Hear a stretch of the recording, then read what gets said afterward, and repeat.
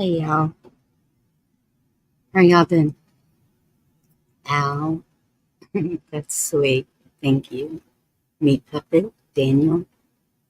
Good to see y'all. Um, I know there's a lot of lives right now.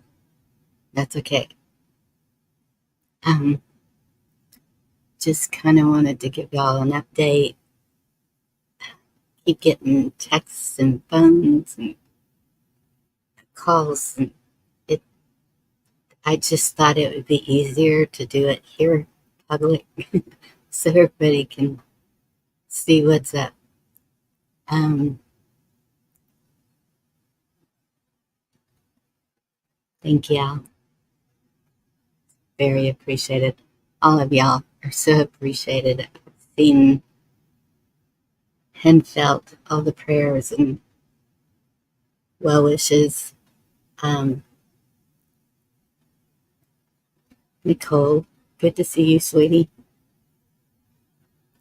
I have so much catching up to do in messaging, um, and I'm sorry about that. I've been having to just do what I can to stay calm and collected. Um, Not easy to do. Um,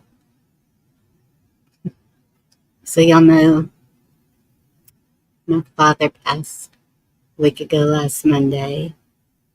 Hey, Rocksteady. And then my mother had an accident Thursday, a week ago today.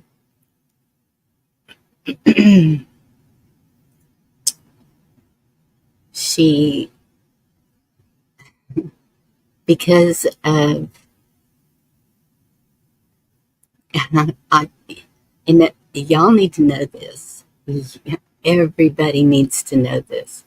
If you have anyone going into the hospital, if you're going into the hospital, try to, please try to make sure you have a voice there 24/7.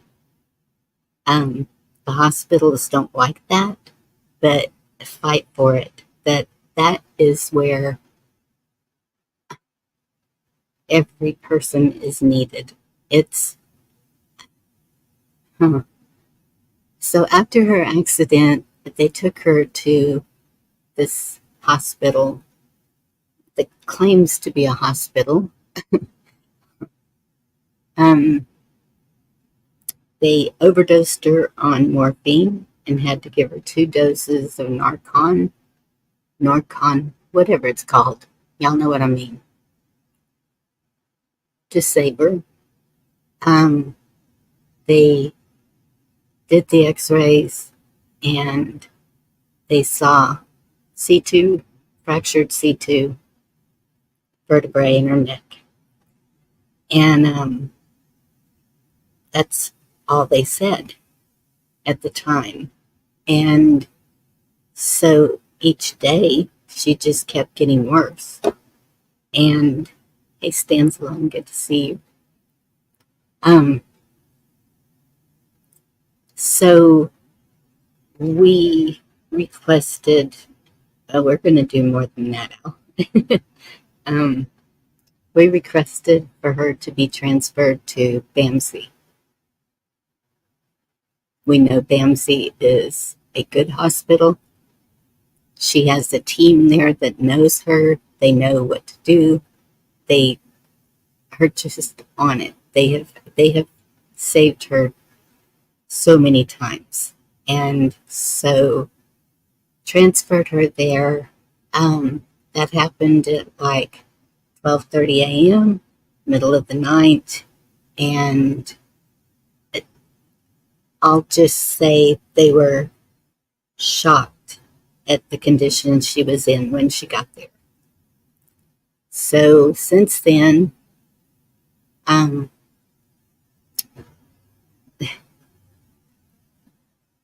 this is what all they have found. um, she has COVID with pneumonia a UTI, and so the COVID is mild. So they're treating all that, antibiotics and fluids and everything. Of course, she has a neck brace on because of the C2, and um, she's not able to eat. She's not able to do much of anything really.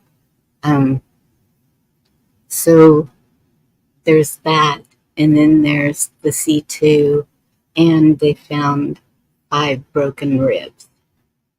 Um, the other hospital did a chest X-ray. How they missed that, I don't know, but she kept saying her left side hurt, and so um, tomorrow morning, Cheryl, good to see you. Tomorrow morning is a family meeting with the doctors for um, I can't remember what they called it. It's future care. Of course, this is going to take. She's still in ICU, so they had talked about if she made a big improvement, they would move her a level lower than ICU, but they have not done that yet. She did have to have also, it's called a CRT, and don't look that up because if you look it up, CRT stands for a whole lot of things. And but with her, it was they were deciding if they should put her on dialysis, and it's kind of like dialysis, but it's not. And she's already been taken care of that. That's already been taken off. Yes, thank you, Nicole. A care plan. So I know that's going to include all of us. Of course, my brother will be going back to California um, sometime, not right away. Um, he's the POA, so he has a lot to do, and I'm leaving it to him. We had a really good visit. Um, got my big manly hug, and he has been. I'm just really glad he's here. Needed him. Thank you, Nicole. She's tough. She is so tough that she's still with us is a miracle in itself.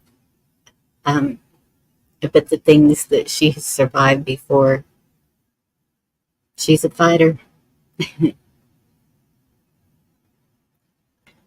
um, you know what? She did also, but because um, they haven't had to do any of that. Like, she's not on life support or anything like that, but she's she is on oxygen. She's tubes, all kinds of tubes. It's it's scary looking. um, hard to look at my mama like that, but awesome. Now that's when my brother. That's all his T-shirts that I've seen so far are Rush 2112, Rush, and he even has teenagers walking up to him saying that they're that, ooh, sorry that they're just getting into Rush. And um, hey Benjamin, good to see you. And he's telling them start with the old stuff. So that's what's been going on here. Um, I have her dog, well, Schnauzer, and So today I went to the river. Excuse me. That's my peace, is just sitting and watching the river flow and just all the beauty around it. And I don't know, it's water is my thing because I'm water. And when I got back, you would have thought that I had been gone for 2 days. She was just bouncing all over the house. It was pretty funny because she's usually not quite that active. But I'm second mom. I guess all. Good to see you, sweetie. Um, so continued prayers and positive vibes are much appreciated.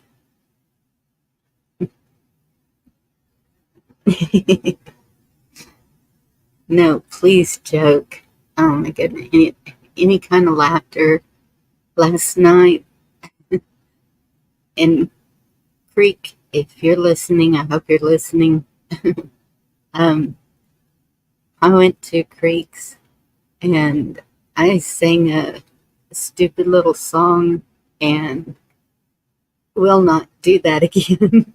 Absolutely won't. No.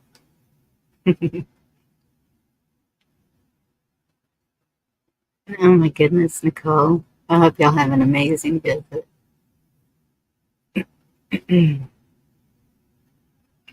Excuse me. Hey, Bruce. Um, and so the song I sang was I Want Candy.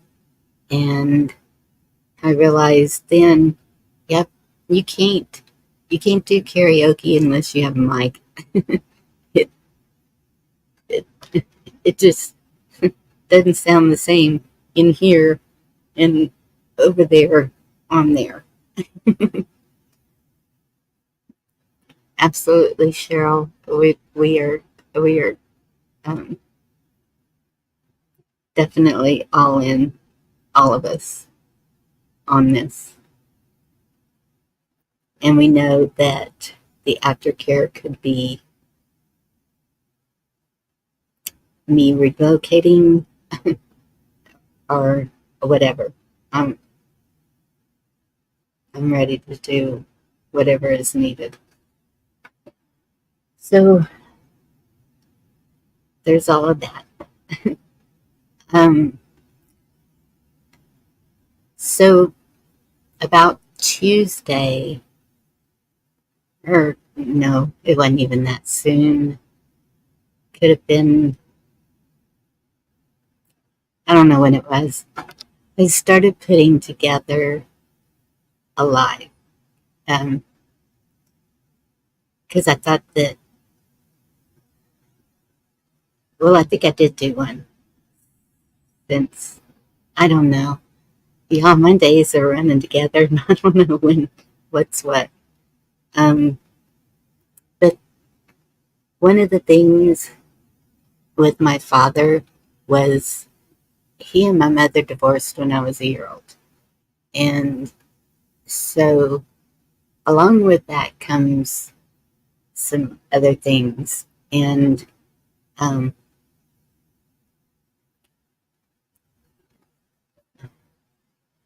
bird song and harp, I don't know what that is, Al. So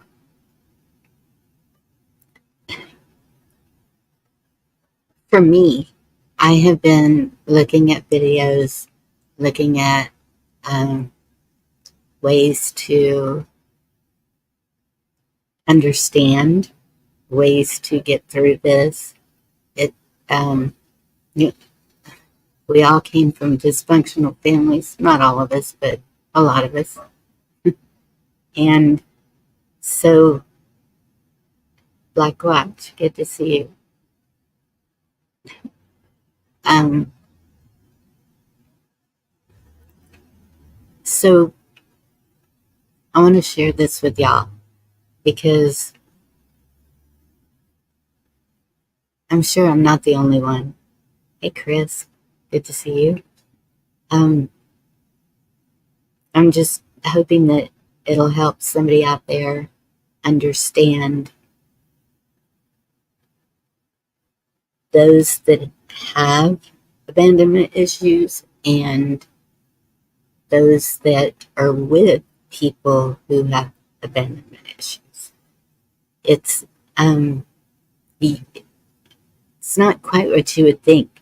It kind of surprised me, but Kayla Davis, I'll have to look that up. So, I guess I'll share one of those first. Not that one. That one. These are pretty short. This one is like really short, just a few minutes, and I'll see what y'all say about that, and then I'll go to the other one. Um,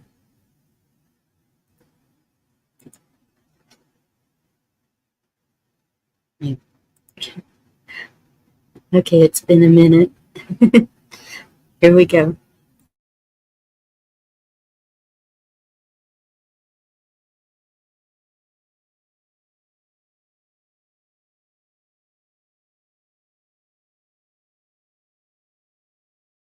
To go family, welcome back to another video.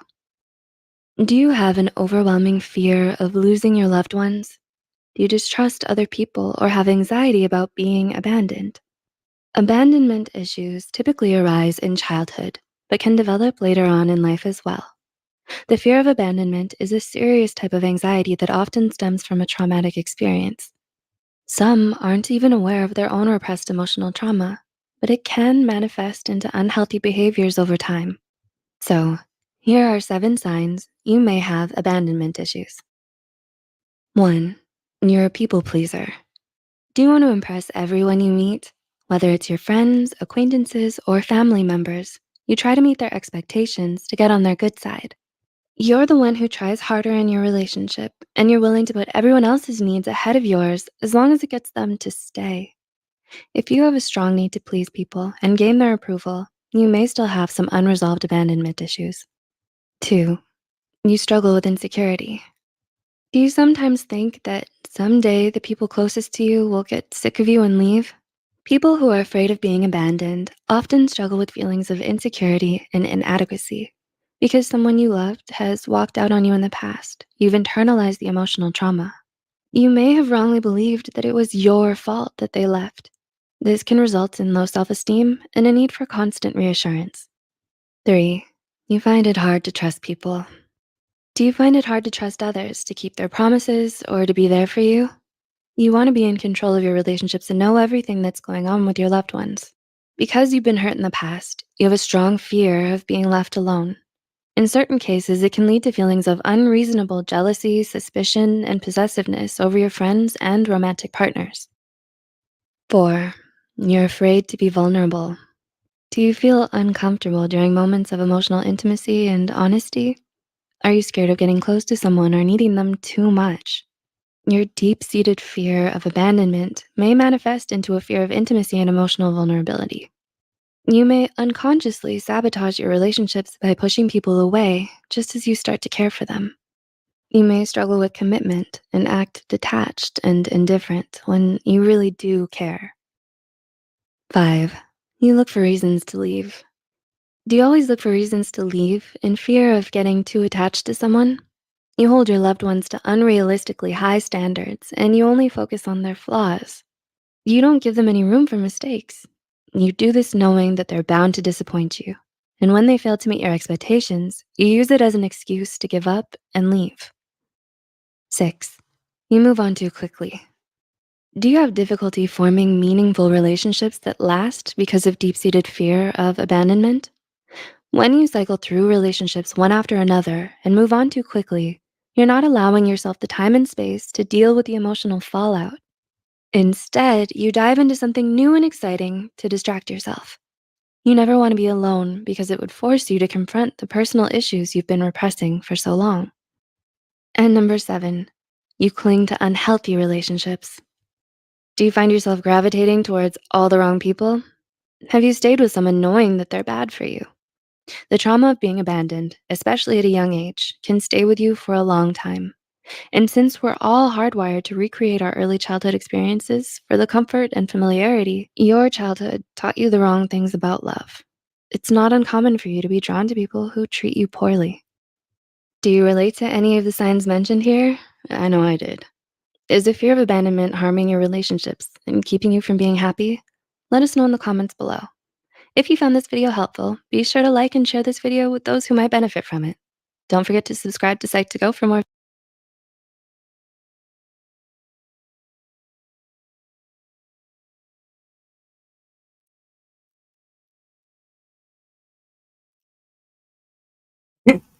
That's probably true, Al.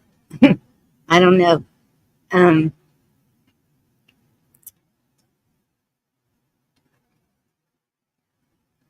that is so me. When I saw the video, I was like, "Geez, could they have put it together any better?" It is so me. It is why I could never be a. Um, it's why I'm alone. It's why I could never be a military wife. It's um, there's so many things because um, yeah. So kudos to the women out there that can do that, that can still be there when their man comes home. um, it probably any um, police, I could see where their family would struggle with that. Never know if they're coming back home. Um, it's just maybe it is just a part of life. Apple dumpling, good to see you. Um, the people pleasing. So when I said I try not to piss anybody off, that's why. Piss them off, they're gonna run off. Um, as I've seen recently, and still trying to deal with that. Um, but you know what? You can't please everybody. There is just no way.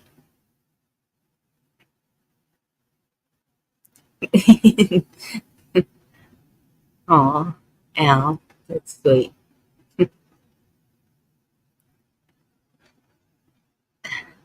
I was told there's 100 of me out there, at least. So you'll find her.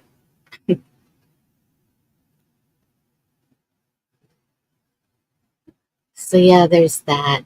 And then um,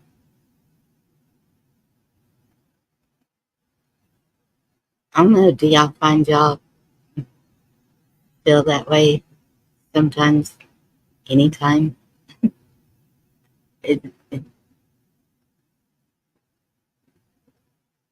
I think there could be a reason that people who are together for so long, if one passes, sometimes it's not very long that the next one passes.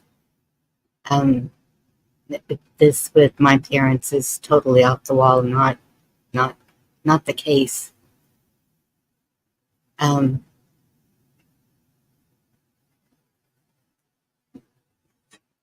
I don't know, just throwing stuff out there.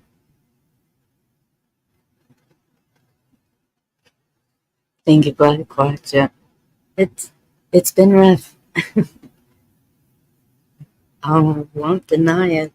I mean,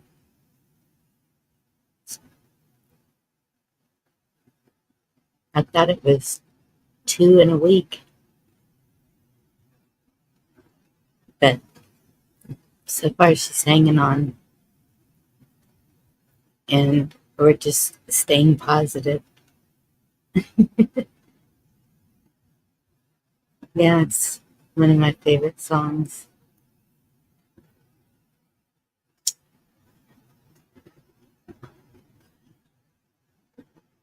Oh, I didn't even look for a cover of that one. That's probably not good for me to play it here anyway. But just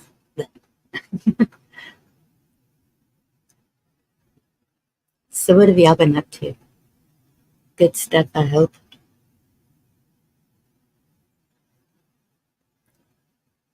Watching comedy, staying happy. I was watching Steve do an interview before I went live, and um, talking a little bit in chat, and it was pretty good. But somebody in chat was commenting, um, well, I don't know if you'd call it just commenting. It was.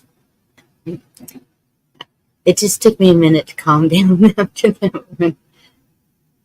I don't know why he does what he does, but he does. That's just,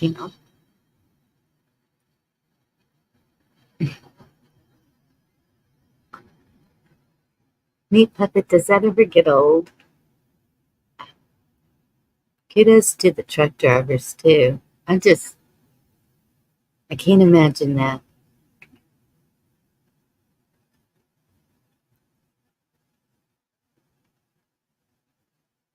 You're the way that I feel. Um, okay. I'll just go ahead and share the next video, and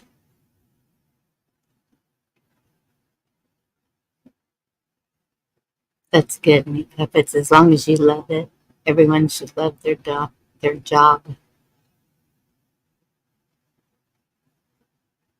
Dead on stand. Don't think, I'm going to share this video. Let's see. Um, okay, here we go. This is how you deal with somebody like me. No one can handle me.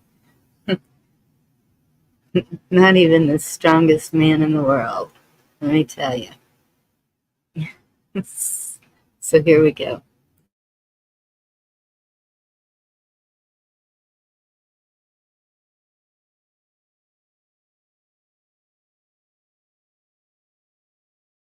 Susan, how do you love a person with abandonment issues? Um, well, I can take that question two ways. How do you love someone and that person has abandonment issues and is very insecure and has big, gigantic overreactions, and you're always coping with a new drama because they get very emotionally hijacked over many little triggers that occur in the relationship. So how do you love someone who has abandonment issues and who turns your life upside down because you're dealing with their sort of emotional instability due to abandonment issues? That's one way of interpreting the question, and that's a big question. I hear a lot of people in those situations saying, I need to get help for my partner because he or she has abandonment issues and it's very hard to cope. The other side of that question is, how do I love someone if I have abandonment issues? And I think I'll focus on that part just for this moment, because what that's about is that you become most vulnerable when you like someone or love someone or are attracted to someone. When that person brings out the mating feeling in you, when you have a mating feeling toward another person, that makes you the most vulnerable you will ever be. If you feel attracted to that person, you want to know that person is attracted to you. It's immediately incumbent on the feeling to be reciprocated, because anything short of getting that reassurance makes you feel, it brings out the shame. I'm not enough. I love them, but they don't love me. I think they're wonderful, but they don't think much of me. They're special to me, but I'm not special to them because I'm not enough. There's something wrong with me. There's something fundamentally missing in me. So those feelings of shame, we all have them, are lurking beneath the surface. And the minute we go to love someone, those feelings become the most vulnerable that we can ever feel them. They really come to a head. We're not conscious of all the shame messages. Those are mostly unconscious. We're just conscious of being insecure and vulnerable. We're conscious of not being able to trust the other person. Now, intellectually, we may know that it's not the other person. I have people telling me all the time, I know it's not him. It's me. It's in me. He's always trying to reassure me. I can't feel secure. It's my own abandonment issue. So even when the mistrust, intellectually, we know it's not because the other person is causing it. Even then, it is hard to deal with not really trusting that you are attachment worthy, that you're worthy of being kept, that you're so valuable, the other person will do everything he or she can to stay in the relationship. Now, there's an answer to this dilemma, and the answer works for both sides of this question, whether you're having trouble loving someone and your own insecurity is making you mistrustful and insecure and anxious about being abandoned any minute, or whether that person is having that reaction. The answer is the same, and it is that each one of us is responsible for our own sense of security. So when you're in a partnership and the other person is insecure, you can remind yourself that you're not responsible to make that person secure. You can be helpful. You can be a very kind person and make it as easy as you can for the other person. But you'll never be able to reassure the other person. It's in them. So it's very clear that each one of us is responsible for making ourselves secure. That is what we do when we're the ones insecure and feeling vulnerable. When we realize that our job is to become a self-sufficient, emotionally self-reliant person, and that our job is to find ways to give ourselves a sense of security, to give ourselves a sense of centeredness on the planet, to feel the strength of our own 2 feet, our ability to stand alone, our ability to take care of ourselves, our ability to love ourselves and cherish ourselves and honor ourselves, because only we know how hard it is to be us. So once we realize that that is our responsibility and no one else's, we can begin to take the power away from that other person. We can begin to put the power back in ourselves. We don't do this perfectly. That other person still has power because we like them or love them. And they still have power, and they can still make or break our day.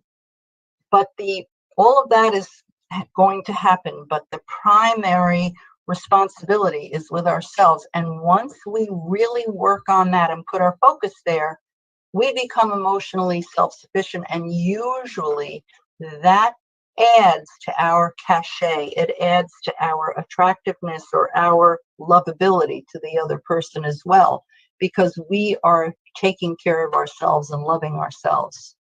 we're showing self at that point. Do you think that a person should be totally healed of the abandonment issues before he or she can be in a relationship? Or can that person? No, this is something that I feel that people make the mistake of waiting until they're no longer anxious and no longer insecure and no longer having hissy fits and no longer having emotional hijacks, and that they're not having those experiences. We could wait until the cows come home for that, and we would be avoiding relationships. The idea is that we are never perfect in these things. It's okay to enter into a relationship and have it be a roller coaster, and even a nightmare, because it is very, very vulnerable to try to get close to someone. But we can learn so much from it. We can gain so much strength from it. It's better to go in with positive intentions of taking care of ourselves, learning how to complete our own loop of self-love so we're not so dependent on the other person. All of those things are teachable moments, They're all opportunities to gain strength. Okay, so where do they learn more about abandonment recovery? How do they find my website, abandonment.net, has 120 pages of free information that will help people start a journey. Outerchild.net is all about the self-sabotage, the ways we sabotage our relationships and stand in our own way. All the abandonment books, Journey from Abandonment to Healing, and the rest of the books, and workshops. I'm running online workshops during the pandemic that actually have people helping people, with me adding input to make it a very powerful experience. Okay, so you have different books, but which book do you recommend the most? I mean, where should they start? Really, they could start anywhere. It's very hard for me to say. Some people have become lifelong, friends because of reading Black Swan. It gets right into the heart of the abandonment wound. All of the books deal with the primal wound of abandonment and how to heal it. So I would say the most basic textbook for it that will give you like an overview is Journey from Abandonment to Healing. But they all really cover a great deal of the material.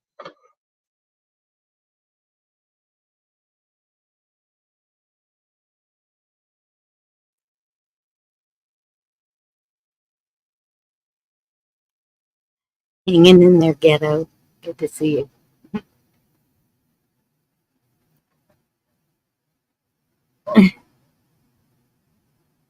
Apple dumpling. What did you say up there? That is not true. It should not be emotional roller coaster. Those that last statement is not true. That means you're not equally yoked. Excuse me. I understand that to a point. From my understanding, equally yoked means that you're both following God. That's what the equally yoked means. It's not emotional. It's that you're both children of God. And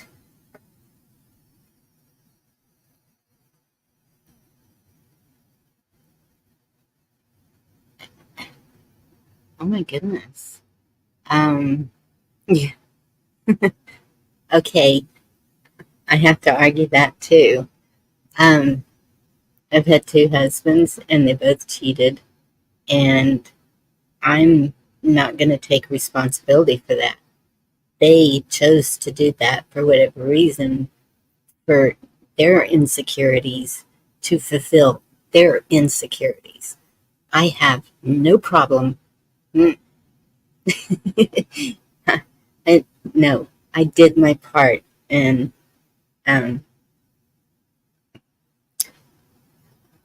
that is,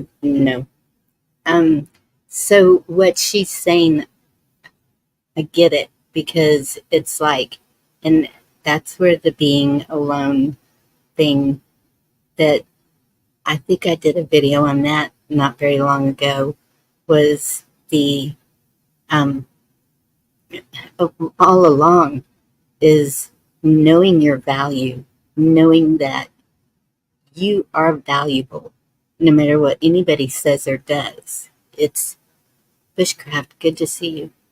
It's you as a person. It's not, um,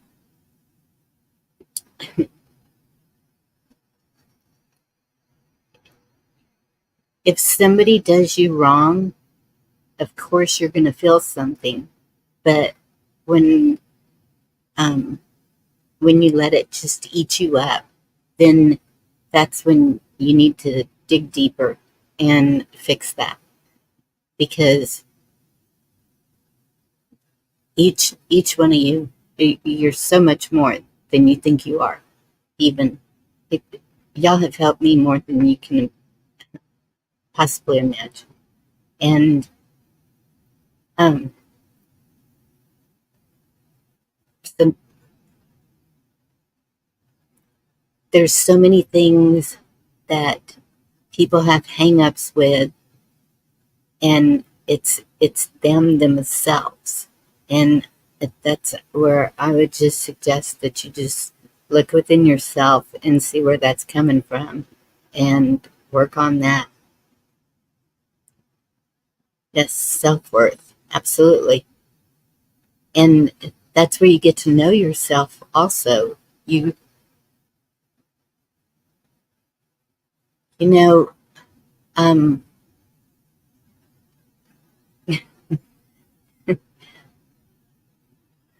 no matter what anybody has said or done, hey Lauren, good to see you. I know I'm a good find. I mean, and I'm not being, what do you call it, arrogant or boastful or any of that. It's just, for me, I was taught at an early age, and I started babysitting at 10. So I know I knew how to raise kids, and having 6 kids, the experience, the um, learning what works with each child, because they're not all the same. That's why I don't see how a classroom works, because all of those kids are not the same. And each one of them learns a different way, a different technique, a different, it, it's just, um, and so also watching my grandparents be together all of their lives and seeing how it worked for them. You know, she was his helpmate, and that is what I saw as my place to be, was the helpmate of my mate. And that means he's out working, I cook the meals. If both of us are working, I still cook the meals, but it's still more, okay, you do your laundry and I'll take care of mine and the kids. Or um, just, this kid needs to be here and this one here, so I need you to take one for me. Or it's, you work together. You work together. Your goal is to have a home, a place where everyone can call home, where they look forward to coming back to, no matter what age. And building that home with the foundation of God, because you need that to make it a strong home. And that's where I believe that equally yoked is with God as the foundation in our home.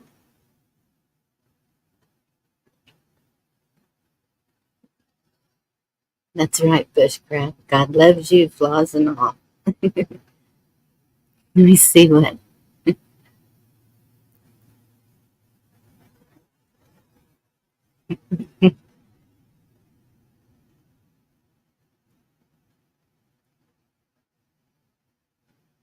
Absolutely ghetto. There you go. Is and so um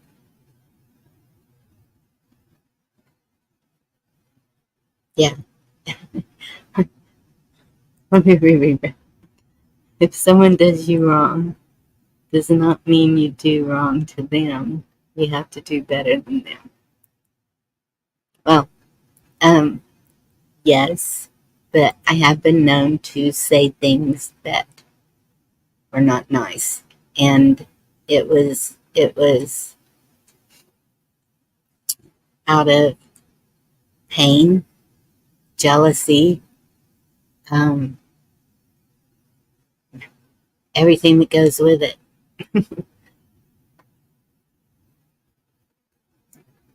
People don't realize the magnitude of pain that you cause somebody when you are married and you are totally committed to that person and they cheat. That is like, is horrible. It is just horrible. I, because to me, what I have been taught is that when you love someone and have that intimate part of the relationship, that your souls become one. That that's the way God intended it to be. That you just, and so once that person cheats, they have broken that soul tie, is what I have heard it called. I don't know what it is, but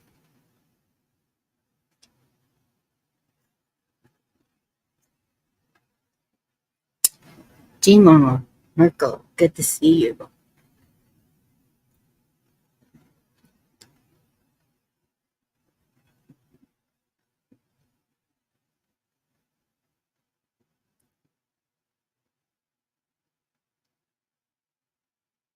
Yeah.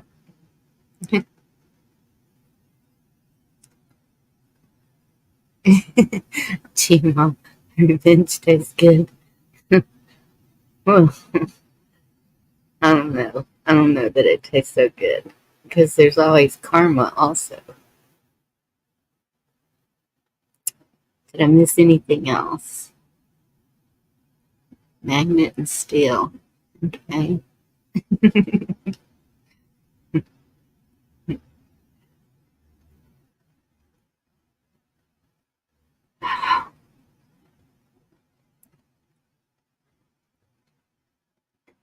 And but see, should we be avoiding the relationship to avoid the breakup? Um, Even because I know after my second divorce, I was like, nope, never again. Stick to myself, and I'm happy, just me and the girls, my kids and grandkids. I'm happy just with that. Well, somebody proved me wrong, and um, even though it didn't work out well, it still showed me that there's possibilities, and don't ignore them. If if you get the chance to love, love.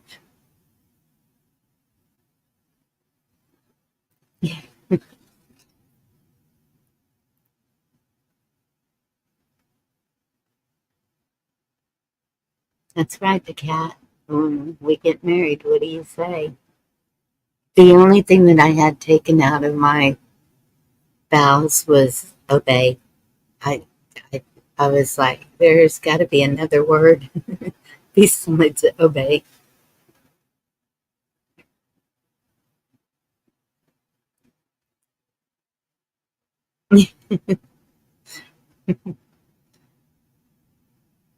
Yeah, Team Merkel, I get it. um, let's see. There was it's not your fault. Okay, there's this one song I want to play for y'all, and then I'll drop the link. And if anybody wants to come up and chat, exactly, apple dumpling, the dance, and that's that video that I played not very long ago, saying to hang on to the memories and hang on to the good times, and that's what they're saying. That's the dance, is the good times and the happy times. Even if it does end in pain, you experienced it. You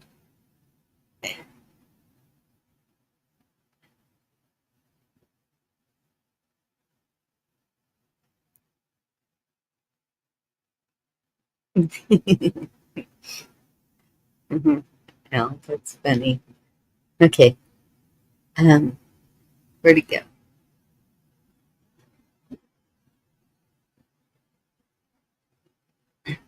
Oh, y'all want a funny one first?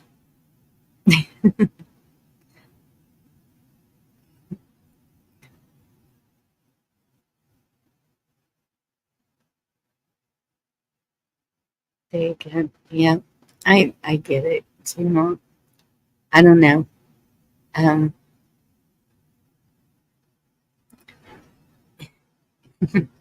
even though I don't know. Here's a funny little thing for y'all to get a good laugh because we got really serious there.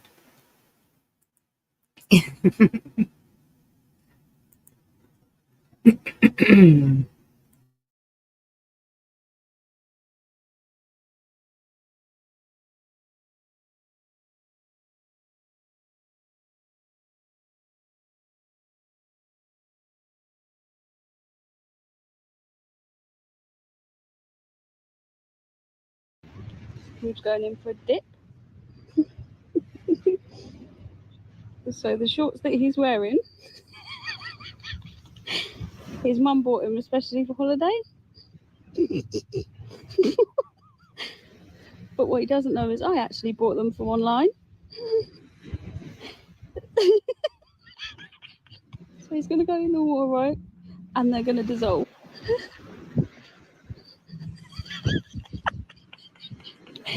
He thinks that his mum bought them. His mum's like, here you go, darling, I bought you some shorts, especially for your holiday in Santorini. None the wiser that I actually bought them. He's going in. Oh, oh, in he goes. Oh, oh.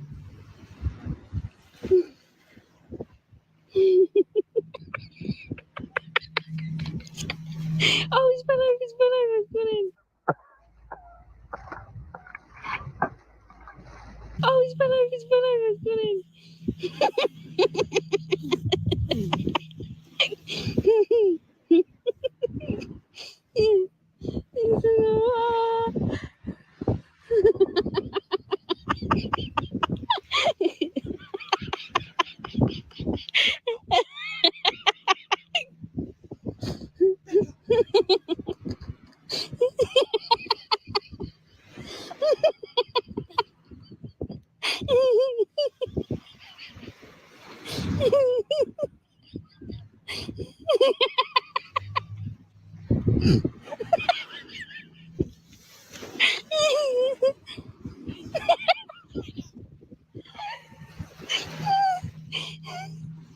People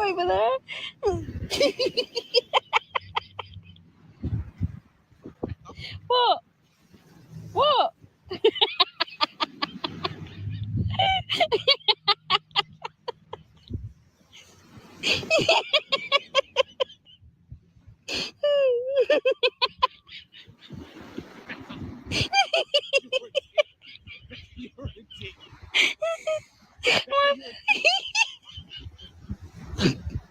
How am I going to get from nothing?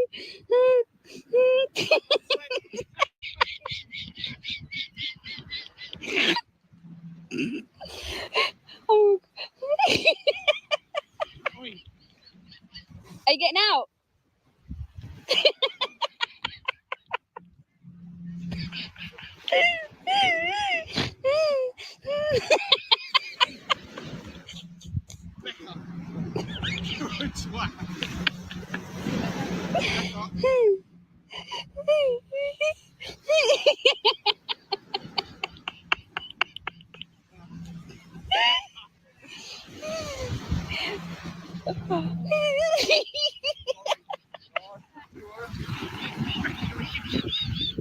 You're a fucking idiot.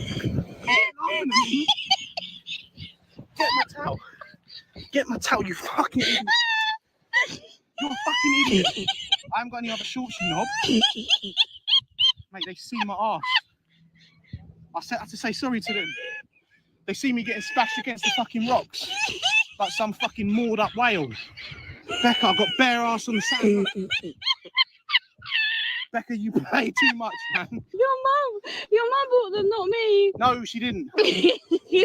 She's in trouble when we get back and all. Babe, look at this. They just fell apart. Look at this. Mate, I was exposed. I was unveiled like a prize pig.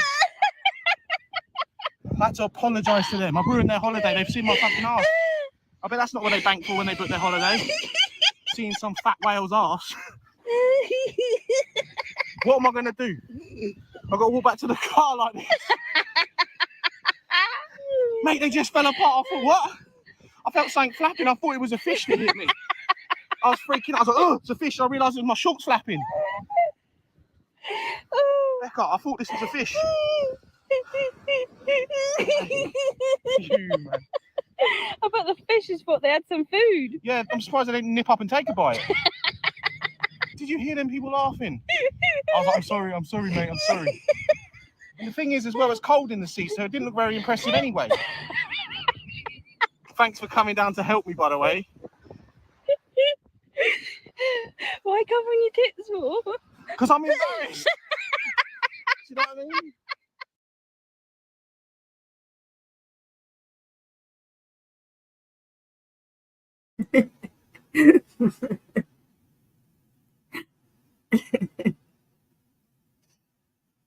Oh, I don't know who sent that to me, but I was like, oh, this is just too good to share.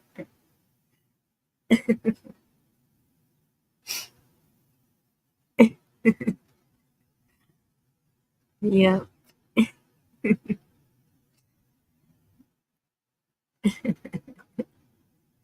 All right. Then y'all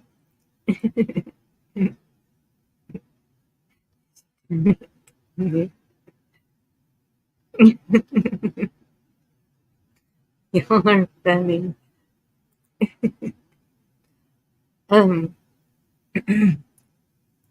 I think this is when I found it in these, and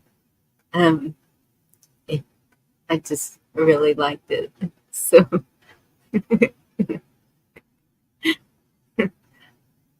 I'm gonna share this with y'all.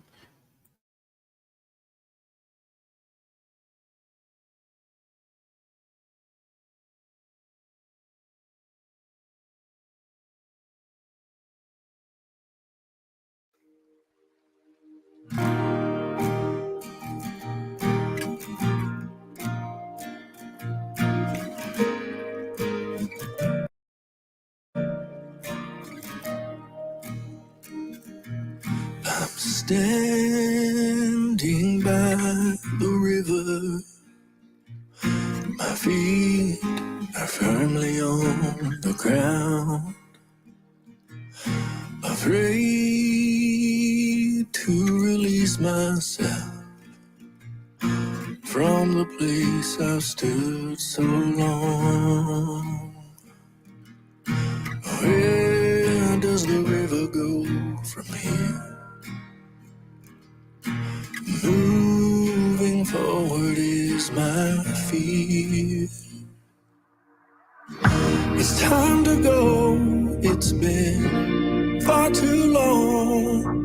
River, take me away.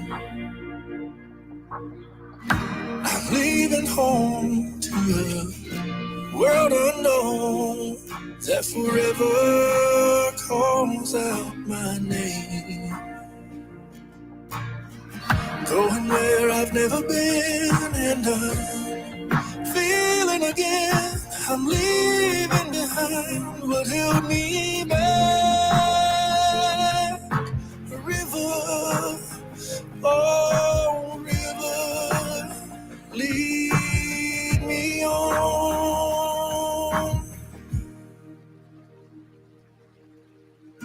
The sweet release of freedom, shamelessly letting go of doubt. The shouting and the echo of fear is quickly fading now. No, the river is not drowning me. The rapids and the bends, they set me free. It's time to go, it's been far too long. River, take me away. I'm leaving home to a world unknown that forever calls out my name. Going where I've never been, and I'm feeling again. I'm leaving behind what held me back. A river, oh river, lead me on.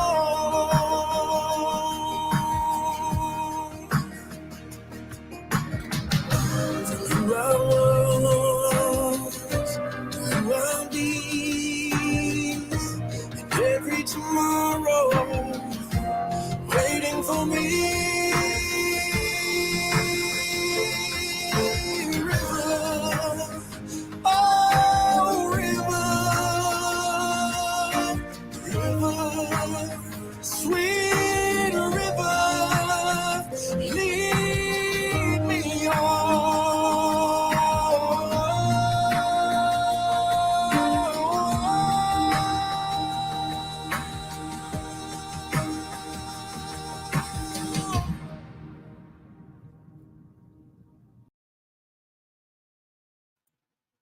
Whew, okay. That was some beard, wasn't it?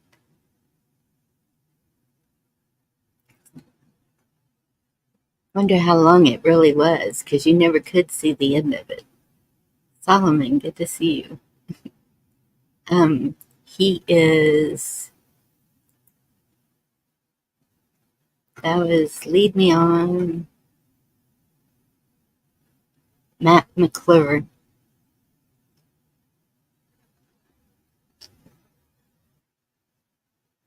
And drop the link if y'all want me to.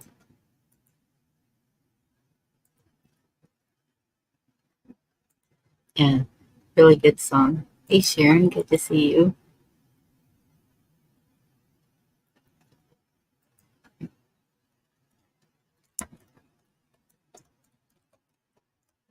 Garrett, good to see you.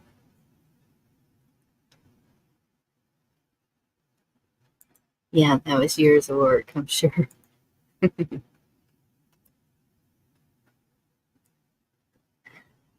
So I dropped the link if anyone wants to come and join me and chat, or y'all ready for me to close it down. really liked y'all's input on all of that. I'm glad I'm not the only one.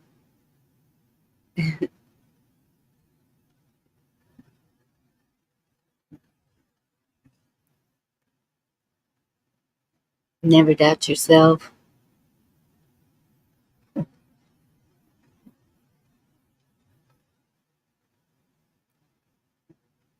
And the power you have, the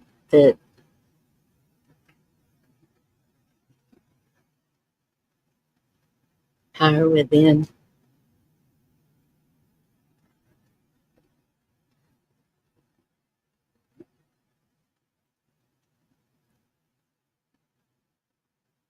Anybody coming up? Y'all gonna let you play music all night?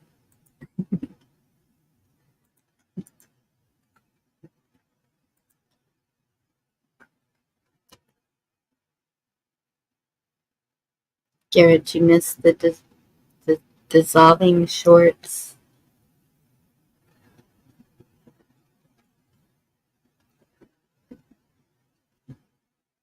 Kiss off, yep, I would stay away from that rally and G-Ma Merkel. That is the funniest thing I ever heard. But that happened to me once. I was managing a resort, and so every day I had to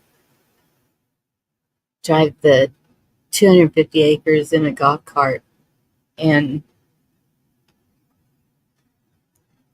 the sales manager was with me, and a red wasp. First, it got in my hair, and I thought I had gotten it out. I had a ponytail, and then I felt it crawling on my back. Well, it didn't matter. I just knew I had to get it out, and there was no way to get it out except just rip my shirt off. And so my shirt went flying, and that was probably one of my most embarrassing moments. Because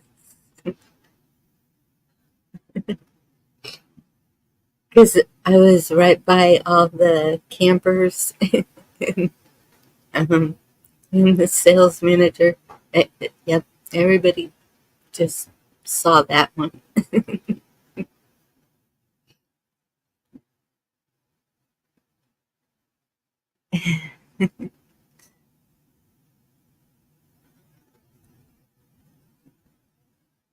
Thank you, Al.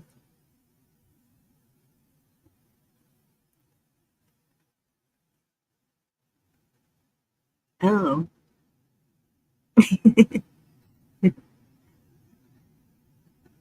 yeah, freedom ring for the moment. Well,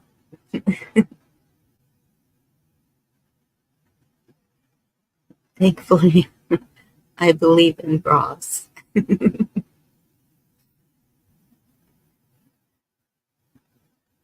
Oh, that sounds good, Jimon.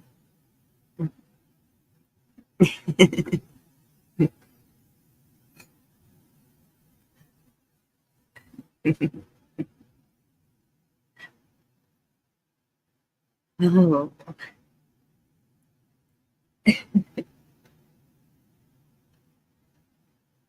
crazy times.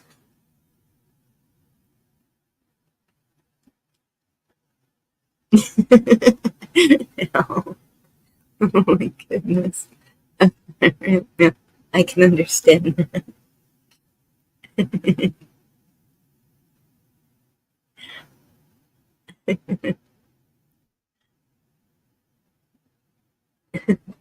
Thank goodness for our military. Hello, Black Lunch. Hello, Bonnie.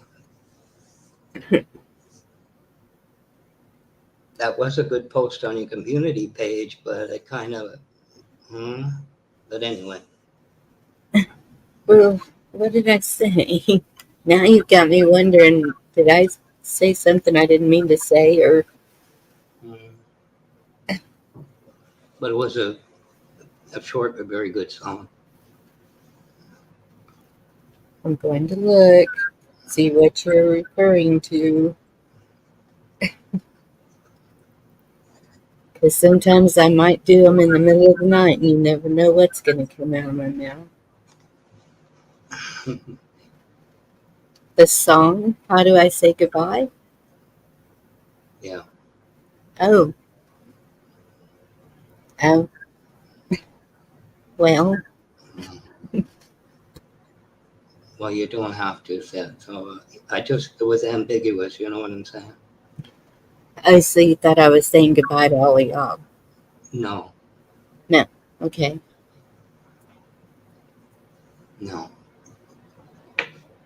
It was, I wish that I had that song, 8 or 10 years ago. But anyway, maybe it wasn't around then. Yeah. I don't know. I don't know. But anyway, It was recommended to me, and when I listened to it, I was like, oh, that's a really good one. I like it. Post it. Share it with everybody. Yeah.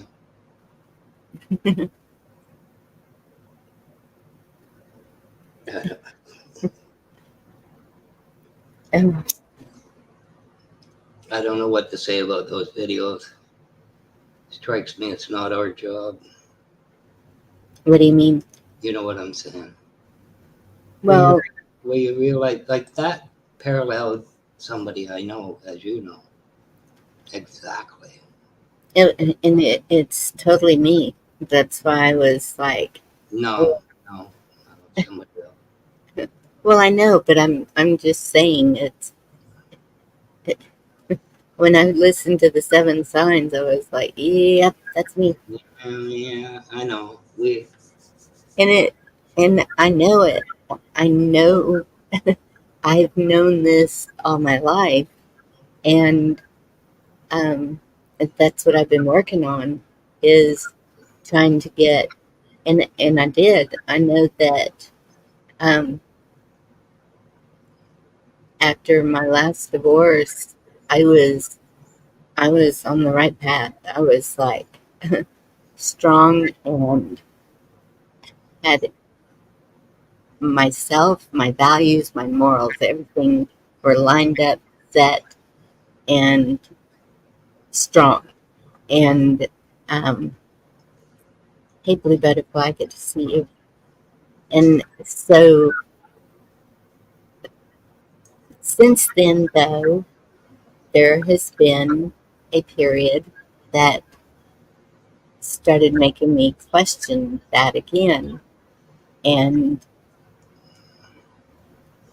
it hit home. And then the loss of my father, and this time for good, it just,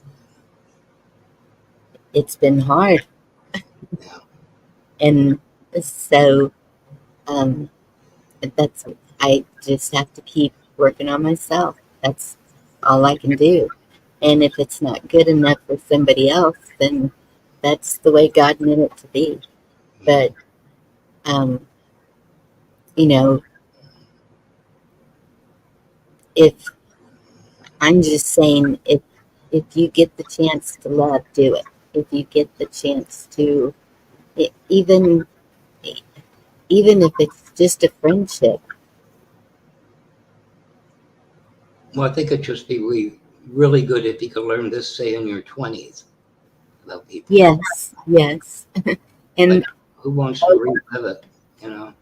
well, hopefully somebody young down the line will see one of these and get the message. That's um that's what I'm hoping. I know my grandkids all know about this. I don't know if they listen yet, but maybe someday they will. And we all need direction. I mean, it's nothing, life doesn't come with a handbook. raising kids doesn't come with a handbook. It's just, you have to live it. You have to live it and experience it to get through it. And each one of us has our own path that we're walking that we learn different things from. And so I just share my experiences or what helps me get through this life. And I don't know what else to do. I mean, I that's why I do this. It started out just as a place to hang out, and um, then when I started seeing myself up here alone a lot, then I was like, no, this is what I'm learning, and this is maybe it would be helpful for someone else. And that's when I was really feeling the push too to just so that's this is what I do. I agree. I agree. Putting it out there, people really listen is worthwhile. Kind of don't do what I did, but with Thank kids, don't you find that they think that's condescending, the generational thing. But these traits still persist. They go on and on. Like, I just found out. I should have realized it in the beginning, and those 7 things, check, check, check, check, check, check. And you think to yourself, why did I bother? It's like swimming upstream. You know what this reminds me of? The song Fix You. Well, I'm not the doctor. You know what I mean? I don't do that. That's just me. you. Not here to fix you. If you don't want it. I don't know anymore. I really don't. Is there a new message in a bottle? Message in a bottle. I don't know. It is what it is, Bonnie. You can't change it with good intentions. Change what? Like people. No, I don't expect to change anybody. I'm just saying if there's one person out there that the message helps, then that's what I was Oh, yeah, hoping for. absolutely. No, you cannot change another person.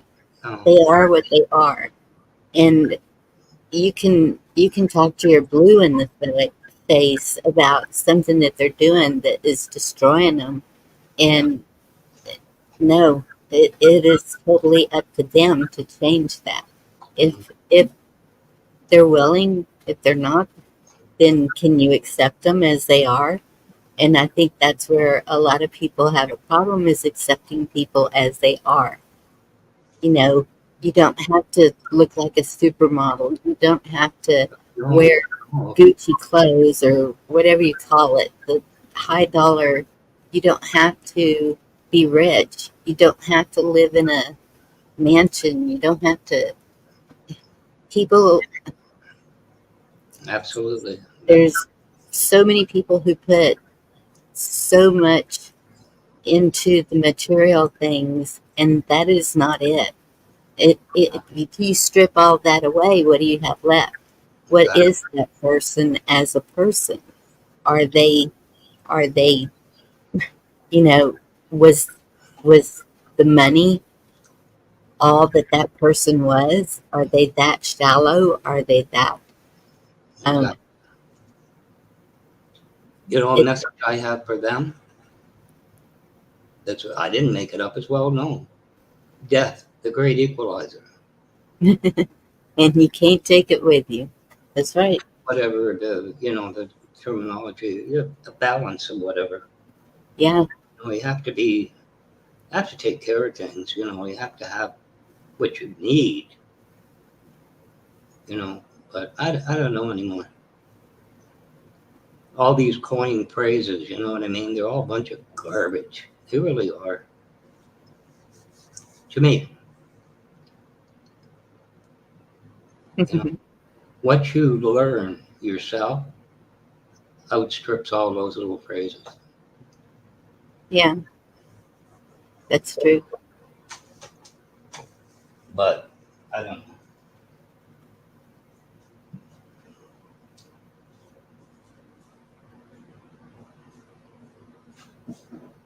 Amen, Kat.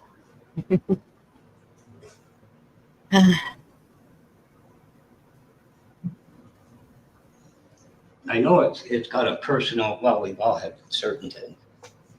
But what you said earlier, for the life of a man and a woman, how somebody feathers their nest before they go to it is beyond me. That personality trait, you don't want anything to do with. They have no level of commitment. Absolutely. And To me. there you go. There's a lot of people who don't. They're either afraid of commitment or they just don't know how. Well, it's a learning experience. It depends on what point in your life. But still, how do you Is it worth it? It is probably what they're thinking. Is it worth it? Is there value to this? Is this going to benefit me? Is this going to, I, so a lot of people think that way too.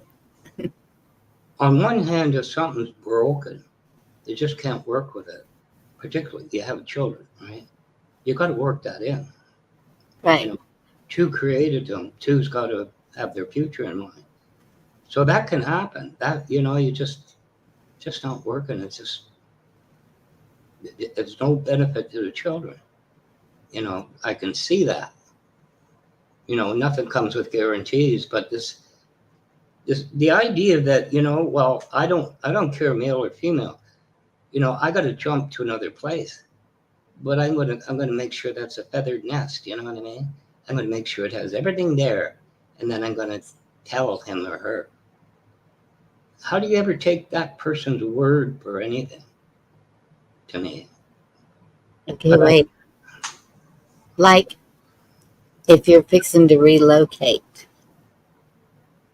Yeah. And, Sorry.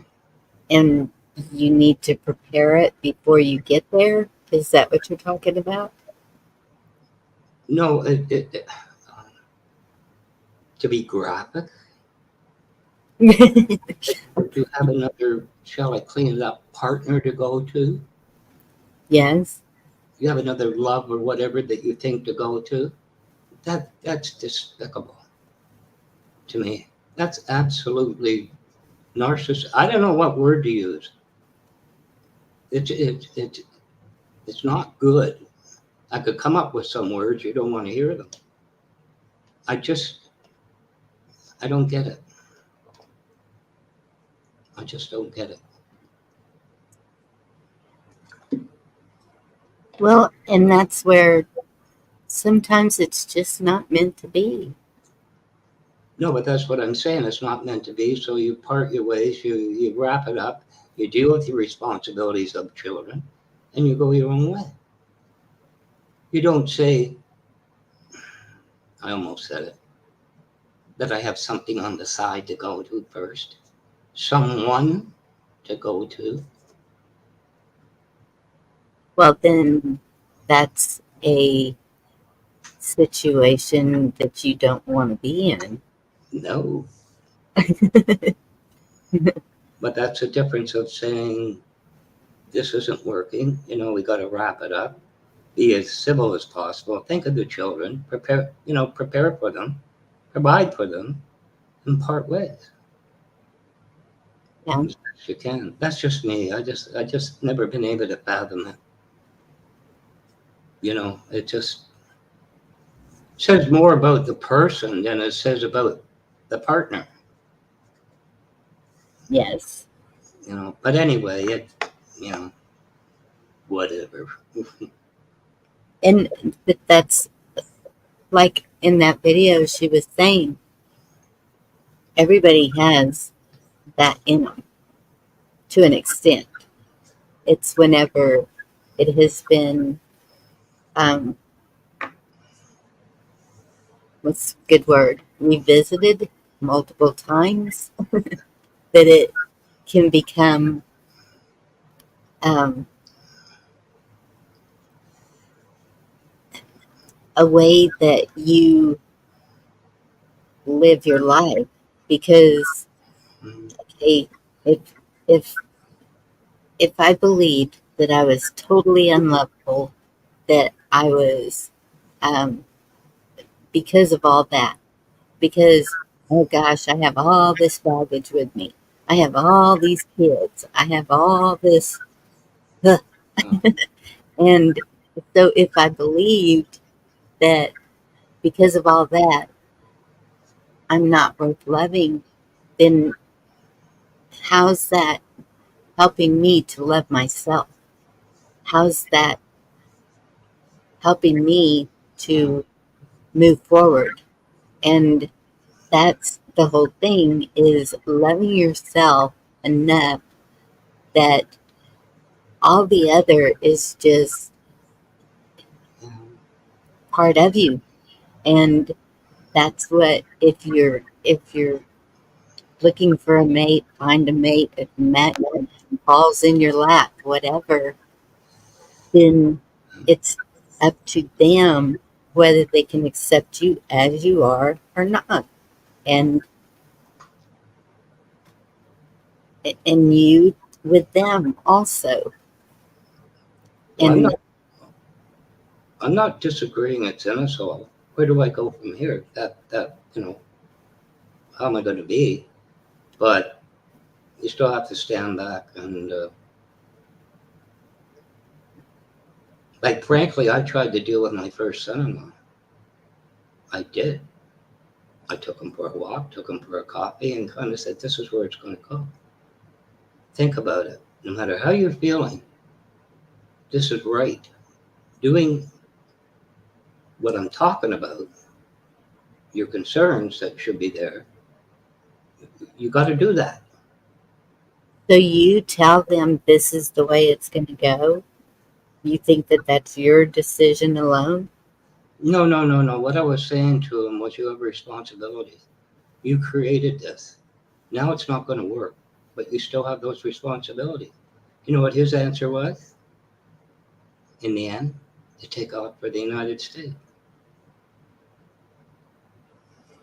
Take over?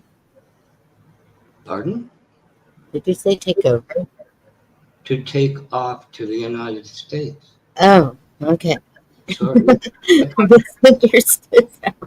I was going to say, whoa, Black Watch, who have you been talking to? I don't know. I like to have told him to take off. I did tell her about him, like I think I told you right at the start, but things being what they are. We're not always right, but it's a 50-50 toss. If you can say, "Well, I told you so," you're going to be 50% right. But people aren't going to care for you when you do that. I know. I've been told that by a sibling far too many times. But I'm just saying, you I don't know, maybe it's a level of maturity, I don't know. But you're right. You have self-value. You got to stop and think to yourself, I have self-value. No matter what anybody thinks, no matter what my circumstance, I still have that. Absolutely. There's this. I left a few more channels and somebody had a rant because his father left and he's no child. But I'm kind of tired of that. But it doesn't matter, Black Watch. That's what that whole thing was about. It can be any age. I don't know. Trust me, I know. Because when I was grown and had finally gotten to know my father and was spending time with him and enjoying that time, and it was like finally have my father.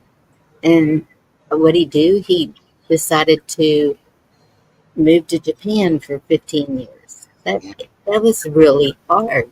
when he said he was moving to Japan, it was like, it The was a point, gut punch. It was, here you are, leaving me again. the point of abandonment, you know, that's a precious experience to finally almost understand your father, Mm-hmm. if you can. But I think I've said, when does it come a point people say, okay, experience something, learn from it and move on? What if it's just a total reliving? You know, that's the, I don't know. I don't know. Yeah. Misplaced faith. I think we talked about it. Fake friends. Yeah. The cat, I did the same. Well, not 3, 2. Well, and then a grandchild, so I guess it would be 3.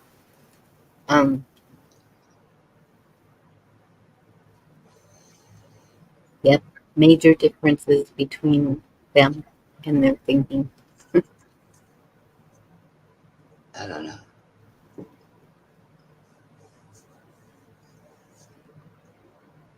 But as I said to you, for whom the bell tolls.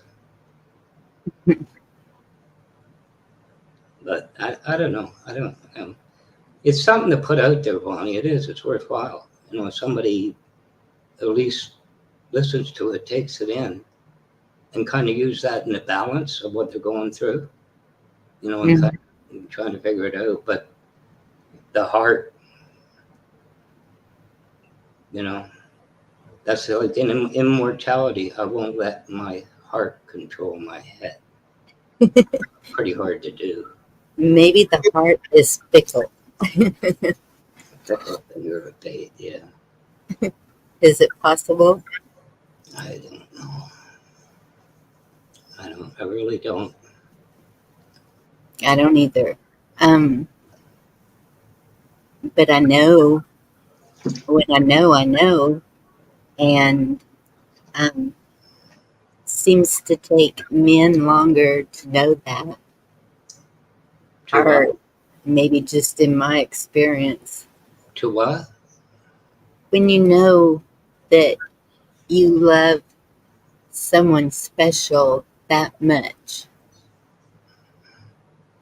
Well, no, I can't say that. I shouldn't even lump it to men or women. Sorry about that.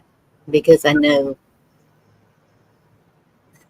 men that have loved deeply. I don't know if it's gender driven. I don't know anymore. All this analysis and everything else, it's just, you know, drives you crazy. I'm crazy. I said it can drive you crazy. Oh, okay. You know, I, when you, I don't know why I'm misunderstanding you tonight. I ain't calling you crazy.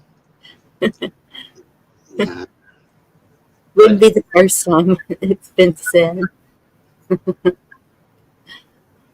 I don't, it just, And did you hear what she said about sabotaging relationships? I'm real good at that. I don't know that you did, quite frankly, when I think about it. Mm, yeah, I think I did. I'm pretty good at sabotaging. And so, but in doing that, okay, if you have somebody who is experienced with sabotage, even, and experienced with a multitude of other things, psychological or physical or whatever, wouldn't you think that they would know how to work around that or work with it or something? You would think if they're aware, you know, I don't know, I just go by my experience. It seemed in my 20s I was very self-aware and aware of what was around me. You know, it got kind of convoluted with work and everything, but I feel I did anyway. As you say, it depends on your role model, if you will. what you grew up with. Yeah. You know, and when I think about it, I had some good people around me, you know, and some not so good. But that's Well, just the way I see it.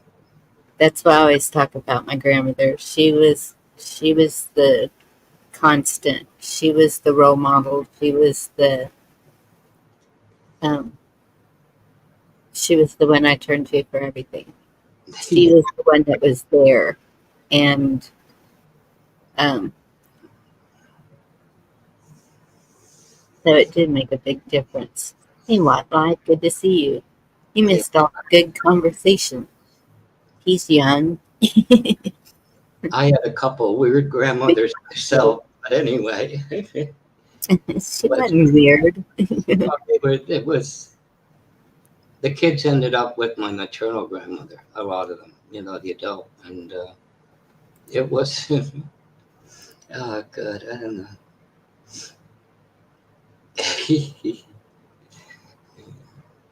I always thought of my paternal grandmother. By the time I realized it, she was 84. And I swear when she passed, she was 84. Many years later, you know, but that was odd, maybe not weird, but my mother was one of 12 kids, so there you go. You think 6 is a load? You should have said 12.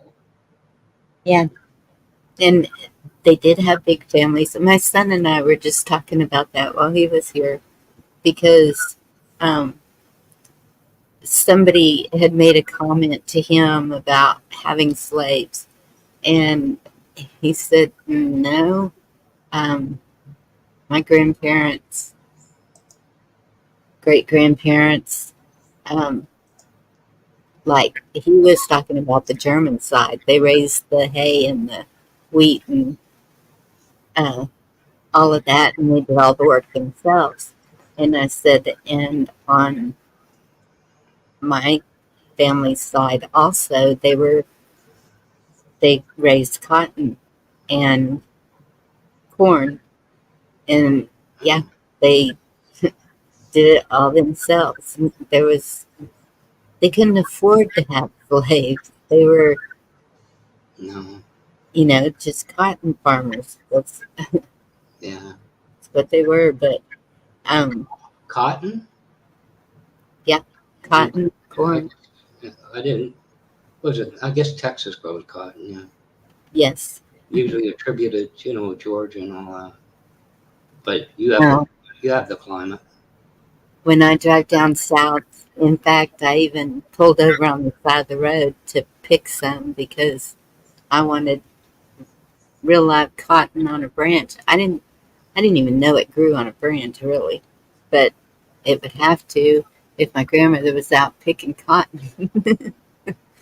Apparently, that's what Willie Nelson did for many years, pick cotton before he. Yes, yes, Uh, and yep, but I still think, you know, when the older girl, the firstborn, I remember I saw, I don't know where the picture came from. I think I told you in the stockings, you know, and I guess you call it a dress. I was going to say frock. But she was stuck with minding the kids a lot. I don't think that's fair. It might work in some cases, but I don't know. It's just, I don't want to think about it. know it the South. I knew one of my great grandparents. I have a picture. I have a 5 generation picture of all of us actually. Yeah, 5 generations. Yeah, actually, I have two 5 generation pictures.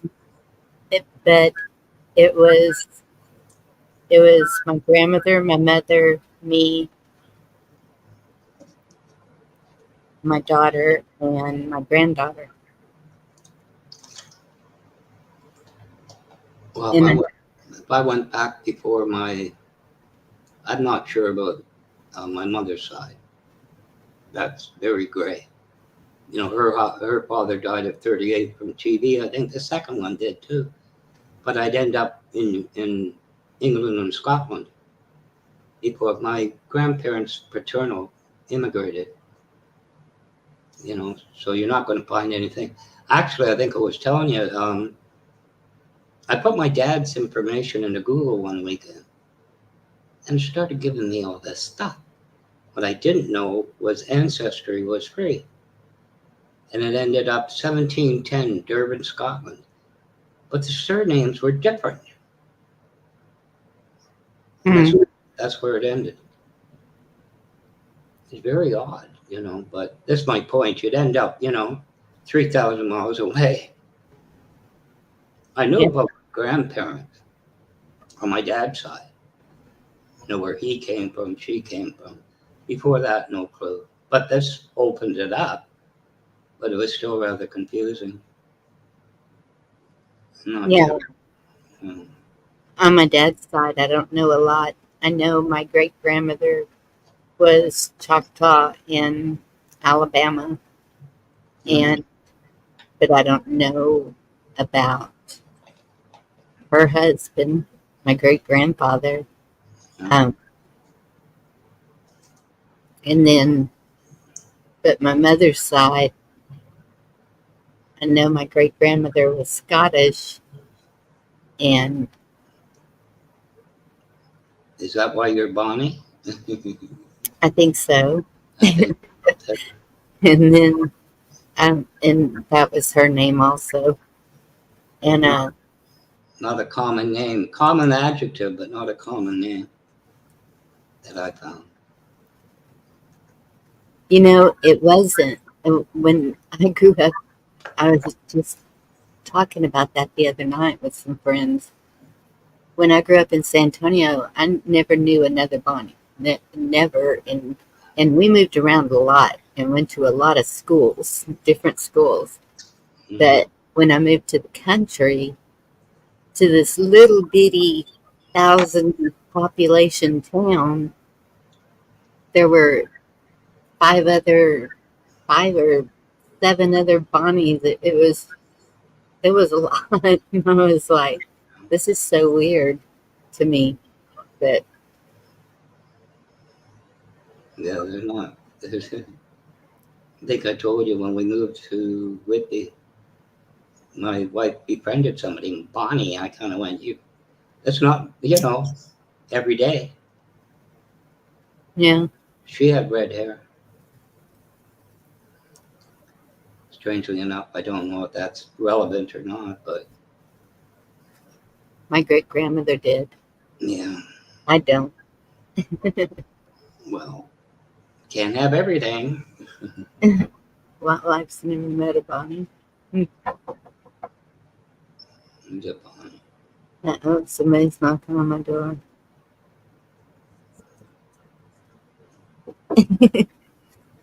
I'm gonna what?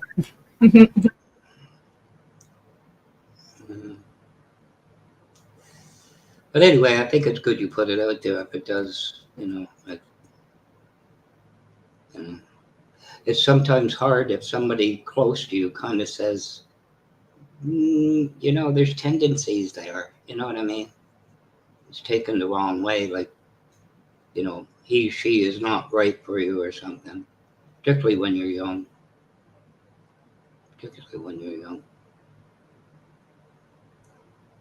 But, well, it's funny you mentioned your heritage, short thing. Somebody said something, and I was over in Scotland, only Scotland a while ago, and somebody said about it. And I said, spot on, you're absolutely right. That's how it was said. But anyway, it just, I'm sure that'll have repercussions. You know who I'm talking about.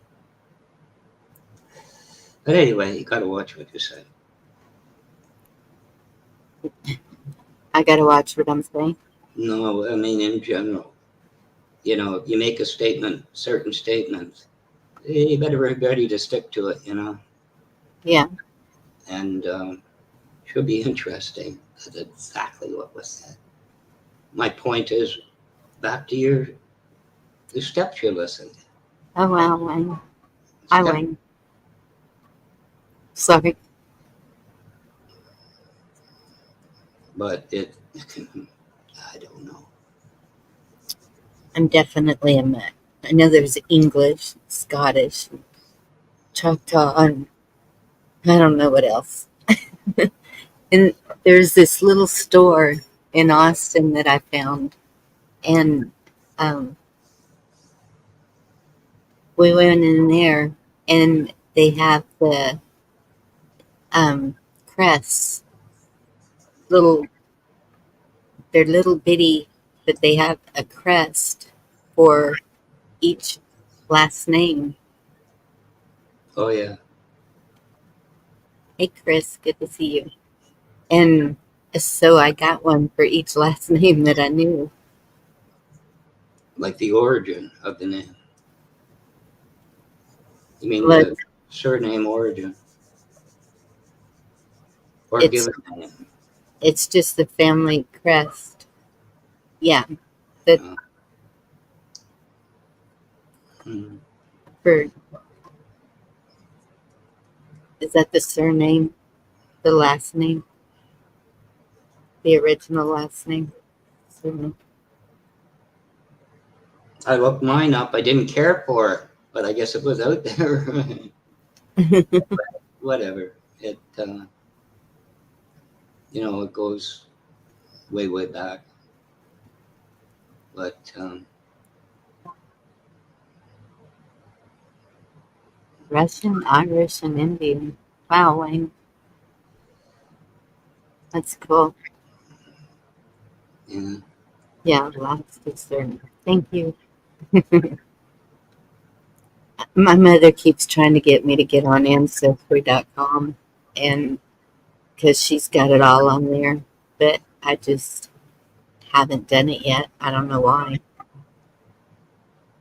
my cousin, older cousin, he did that. He had a IT consulting company, which I wish we knew about each other, and he retired. He started to look at his family, Hmm. about 3/4 inch thick. And he gave one copy to my mom, and I kind of went through it, and I said, "So, you know what I mean? Where's the relevance? Relevant to him to spend the money, not relevant to anybody else. You know, I guess I don't know. It was confusing to me. You know, but I guess it was something for him to do. Yeah. Well, I think when people get to a certain age, they're more interested in their family history than as a youth. You're just worried about you and having fun and doing whatever. And as you get older, you start thinking about, well, where did I come from? You What as best as I recall, I think he went with a woman young, and it didn't work out. So he left home. He met this woman. She's amazing, but he was west. And I remember him saying to me, "Is that what you did for a living?" I said, "Duh." He said, "If I only knew when I had the company." But anyway, Hmm. Well, we all have a lot of, if we only knew then what we know now. you know, but I kind of thought, where were you know it? Wouldn't it be something if whatever? And he said, "Oh, is this what's going on?" And then, you know, what's happening and something, and all of a sudden, click, click. Would have been life changing for me, possibly. I don't know. Yeah, uh, definitely. I You know, think that if all of us in this community, whatever, that all of us everywhere knew what was going on 100 years ago, life would be totally different right now. Yeah. Well, I don't mean to know, just that it just clicked. And say, you know, a phone call to somebody, you know, what's happening, and oh, really, and what's he going to do, and you know, it could have not a lot, just you never know, but it was, you know, when someone says to you, I didn't know that's what you did, and kind of like, ugh, you know, like, but that's what happened.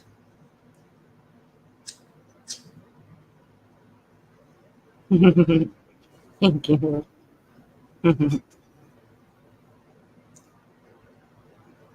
But yeah, one story, and I only heard it once, was that we were related to Cromwell, oh, and really? he was supposed to be a bad person, so supposedly the family changed their name from that to something else because they didn't want any association with him. Yeah. Or maybe they were next in line to be beheaded. I don't know, but and I don't know how true it is. The Cromwell, whatever we're talking about. Yes. I mean, some of us could be related to some really bad people, I'm sure.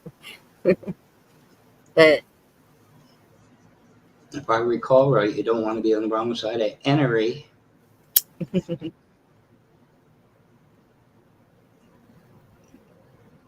I'm a rich old mine and Enery. Enery the eighth I am.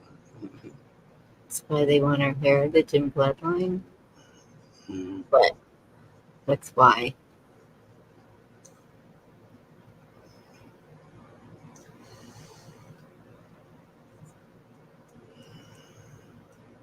It's quite a story about your mother. Wow.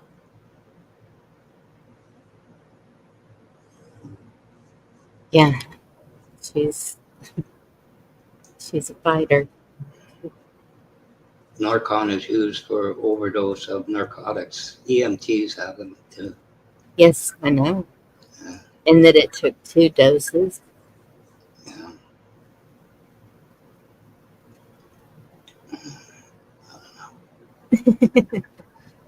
That's good, Al.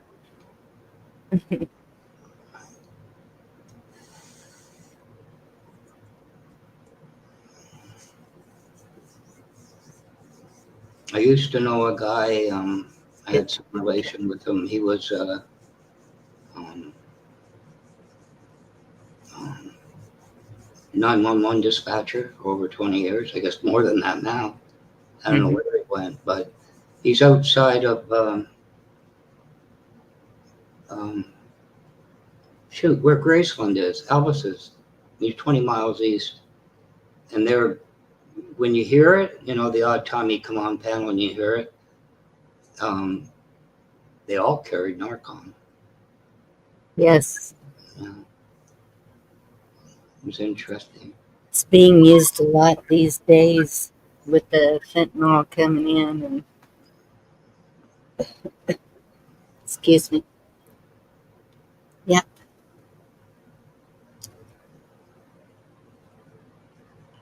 But yeah, that was the person that ran the stop sign, first of all, and then the hospital, and doing everything wrong. And pretty bad. And then to where she is now, the recovery is just it is gonna be a long one. And they're very optimistic. Um,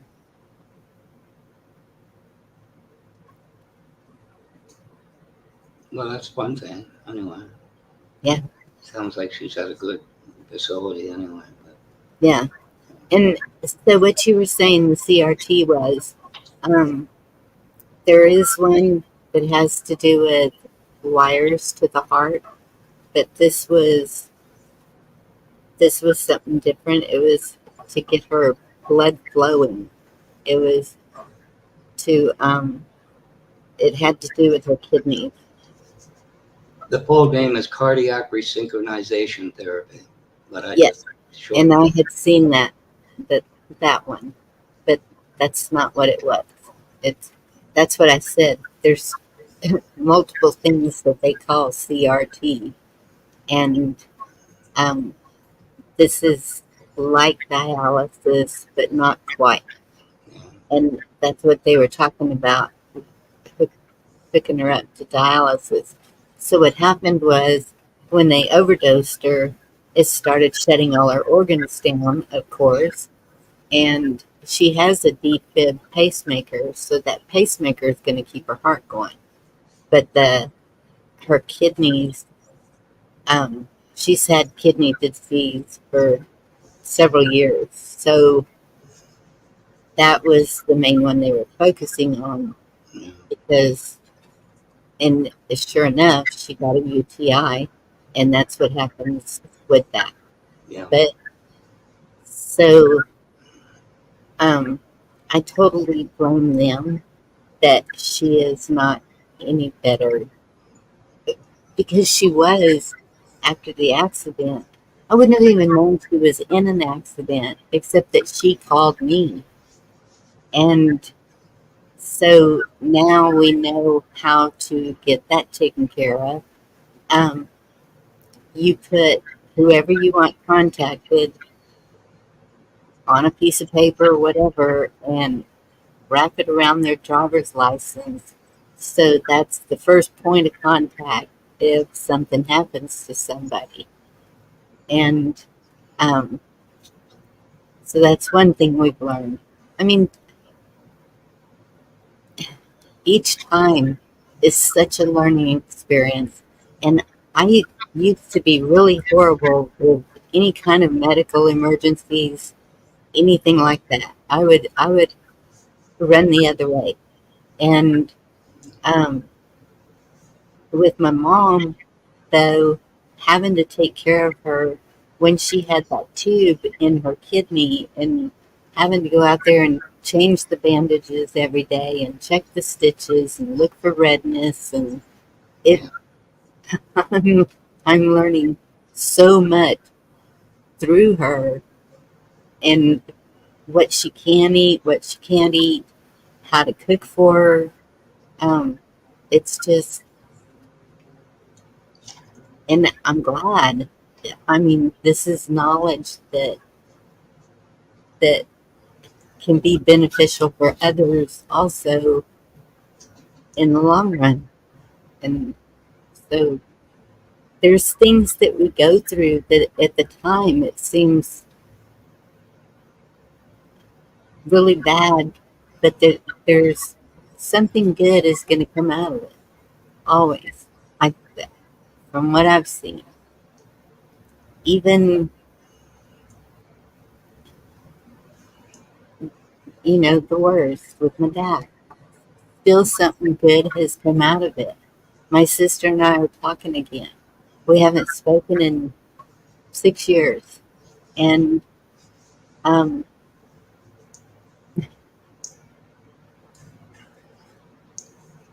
you just never know. I'm not certain because it's been a couple of minutes since I got my driver's license, but I think there was a place on there for in emergencies contact. I'm not sure if it's still there. Since they enclosed it in plastic or whatever, they changed the way they did it. Yeah. Hey, You filled it in. I think that went out with the picture ID idea. Could be wrong. I can't remember.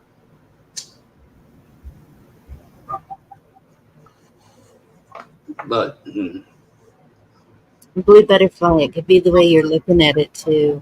I mean, I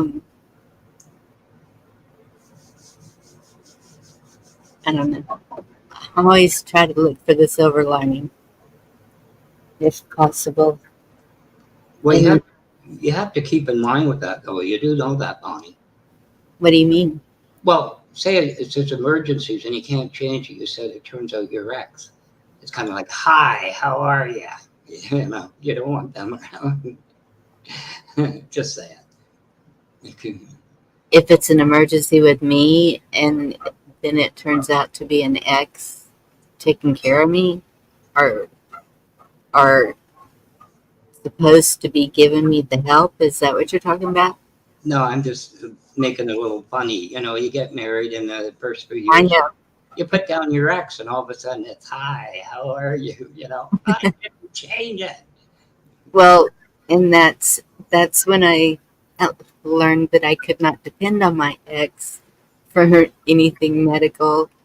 When I went into anaphylactic, and um, I don't go to the hospital. I don't ride in the ambulance unless absolutely positively no other way necessary. And I asked for an ambulance and he would not get it. And thankfully, I had been to an allergist and I had everything I needed to treat myself. And I was standing in a public parking lot where I knew if I went down, somebody would get me help. So, yeah, I knew then I couldn't count on him. No, that was like that woman I told you about. She was, you know, I spent 4 or 5 hours with her, just the three of us. And she was going on EpiPens, you know, about the NHS. And I says, they don't give her pens. They're going to be in a world of trouble. The hospital provided them. They made darn sure her daughter got EpiPens. Yeah, Hopefully it's going to be, you know, okay. So that's one thing that I have no problem getting. And I usually have two on hand yeah. because I go a lot. And so I have one that I carry in a bag, and then I have one that stays here at the house all the time. Yep. I have a bag that I have to carry with me everywhere I go with Yeah. EpiPen, inhaler, Benadryl, anything Uh, that I might need for whatever. Because, yeah, like I Benadryl. You got Benadryl, you do have allergies. That's my, come up, TT. I got $5 every the prescription got filled for my wife and daughter. I'd be a rich man now with Benadryl. I just get it over the counter, and I get the children's. I rarely take medication, so it's like it only takes a little bit to work with me, which hospitals don't believe that, but so that's why I've never seen an operating room or anything. My friends tell me about the operating room, and I'm like, how do you see it? And they're like, how do you not? And I said, whatever they give me in the IV, I'm gone out. My daughter got to the point, she just said to the doctor, I need it. I need it. And she got it, which was prednisone. She knew how bad she could get. But anyway. Gigi, when are you going skydiving? And we'll be praying for you. I just pictured something. You go out on a date, right? And you say, now that we've finished the meal, could you fill out Bonnie's checklist, please? I know. Too many check marks and you're out of here. You're paying Dutch. But it's, you know, it is a serious thing. Not really that funny anymore. To me, people that learn the hard way are lesser for it. But anyway. If a flower can break through concrete and flourish, so you can break through any adversity. Yes. Hi, squirrel. A squirrel going splat. Oh my goodness, Gigi. You're not going to go splat. That person behind you is going to make sure that y'all don't go splat.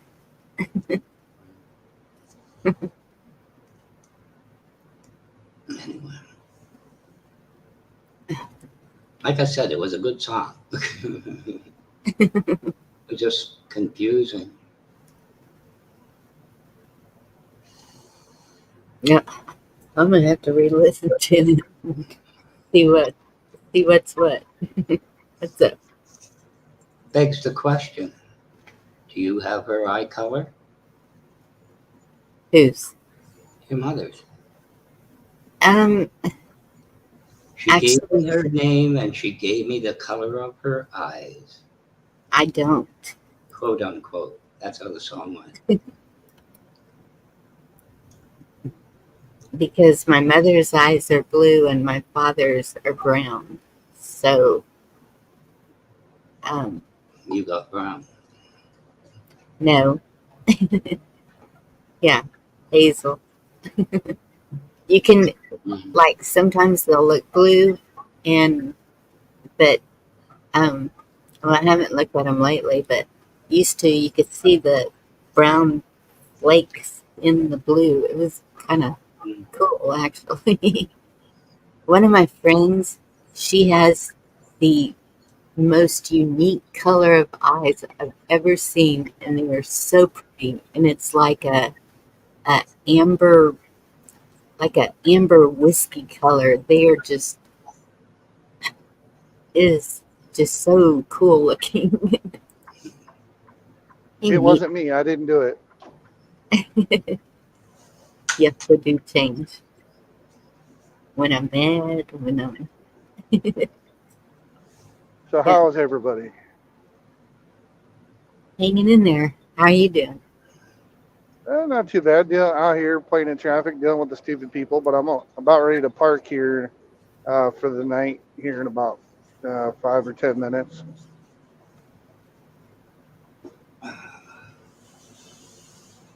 I shall return. Thanks for the warning. Chi, what has to do with what you eat? Your eye color has to do with what you eat. No, I'm pretty sure it's genetics, but I'm thinking it is too. because I got the same brown eyes. Both my mom and dad had the brownish colored eyes, uh, or at least darker color. Maybe not brown, but Yeah, that's all genetic as far as I know. And I could be wrong because there is that possibility. yeah. So while I'm thinking about it, you said you didn't know how I did it for what I do. Yes. And does it Um, ever get boring? I mean, it can be, but I run a lot of the upper Midwest of the country. Sometimes I'll run out by Pittsburgh or Detroit, maybe up to Minneapolis, St. Paul, or down to Kansas City or St. Louis. So I get a good smattering of the upper Midwest. It can be a little boring or monotonous, but it's one of those things that, at least for me, I've always had the urge to travel uh, ever since I was pretty young. So for me, going up and down the highway and byway, I love that part of it. Just driving up and down all the different roads, I love doing that. Look at all the Dealing with gas. the people. Look at all Oh the yeah, gas. there. Well, not only that, I mean, there's a lot of beautiful scenery. Just the downside is you don't always have time to stop and see it, maybe as much as you'd like. Look at all the gas you save in the Midwest. Everything's flat. There are some hills up and down. if you're running through Missouri on I-44 between Joplin and St. Louis, we refer to that as the roller coaster.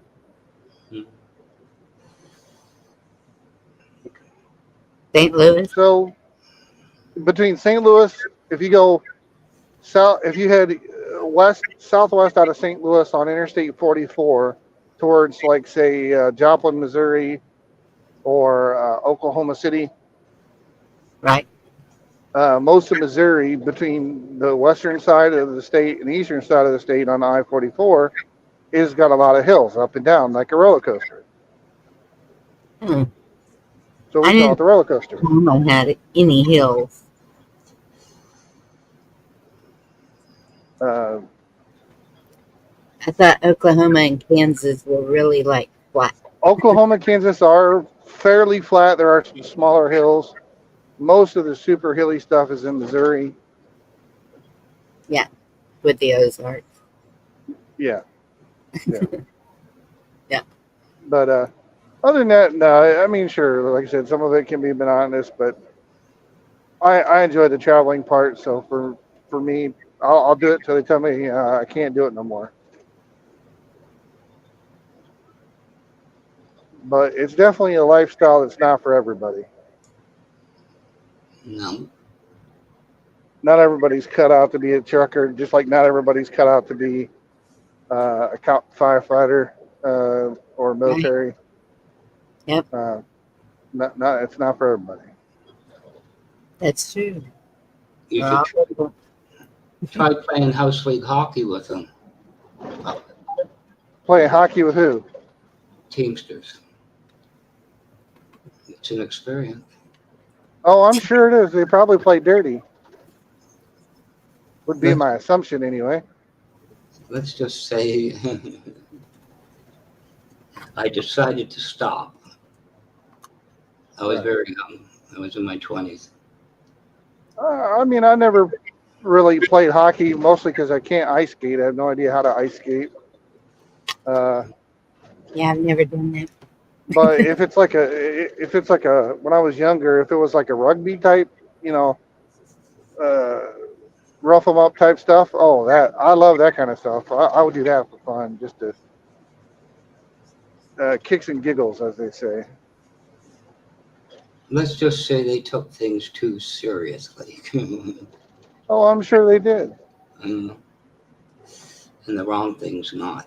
But anyway, it was an experience for a few years. Oh, I'm sure. But don't do that again. Okay, well. And anyway, if it wasn't for one friend, like, geez, I'd be trashed. But anyway, yeah. So what are y'all's feeling on that one?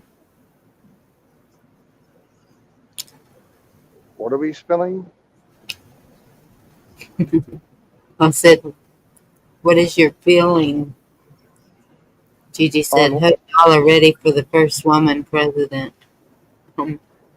Well, look, I honestly don't think if Diaper Boy is still alive, which I highly doubt, but if he is, he'll probably limp across the finish line. He may give it to her for the last 6 months, because that last speech he gave, I'm pretty sure that was mostly AI generated, in my opinion, but I could be wrong. I haven't seen it. I have not seen anything for over a week. Sure. But either way, I think one other oddity I'll mention while I'm thinking about it is, from this time last year till now, I've seen almost no political ads. None. Mm-hmm. And I've talked to a handful of people, and most of them haven't seen any either, except maybe one or two on the internet. Yeah. In a normal political cycle, we'd be inundated with ads, and we'd be so irritated of it, we'd just turn the crap off. Hello, Gigi and Watt Live. Good to see y'all. Hello. How are you? Pretty good. Hola, Hello. señorita. Hello to whoever just joined. Hello, señorita. Hi, Watt. How are you? Very good, very well. I can't complain. And even Hey, if we're you did, getting it some wouldn't do rain. We're electric getting good. some rain here. Can you believe it? Oh, nice. You getting rain? Good. Oh yeah, I There you think go. it's rained every day this week. Oh man, it's It's not We bad. have, much There was needed. some rain that yeah, came through Illinois and Chicago, I think, a few days back. we've been having rain. I haven't had to water my plants in quite some time. Yeah. Nice. As I recall, Spotlight asked for that, did you not? Last, couple weeks ago? We need rain. Well, I did do my rain dance, so that could have had something to do with it. yeah. I saw you on the news.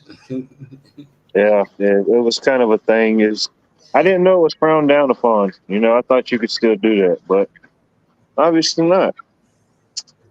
Well, you can. It just that some people get irritated about the stupidest things. So, Hey, Larry. I gotta tell you, you might want to get rid of the chicken bones in the bag over your head routine. I think that, took the. Yeah, I think that turned away most of my audience. Yeah, there you go.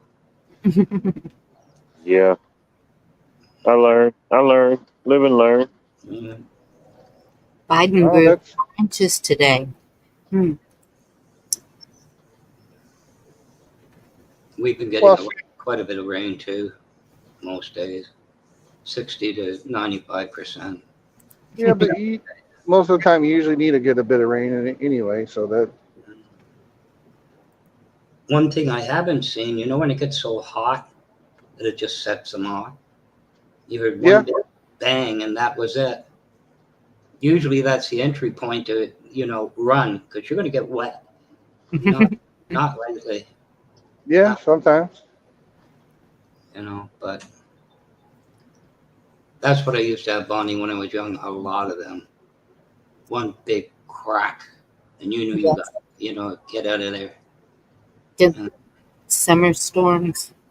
Yeah. What, has it been just steady rain or No, stormy? kind of stormy.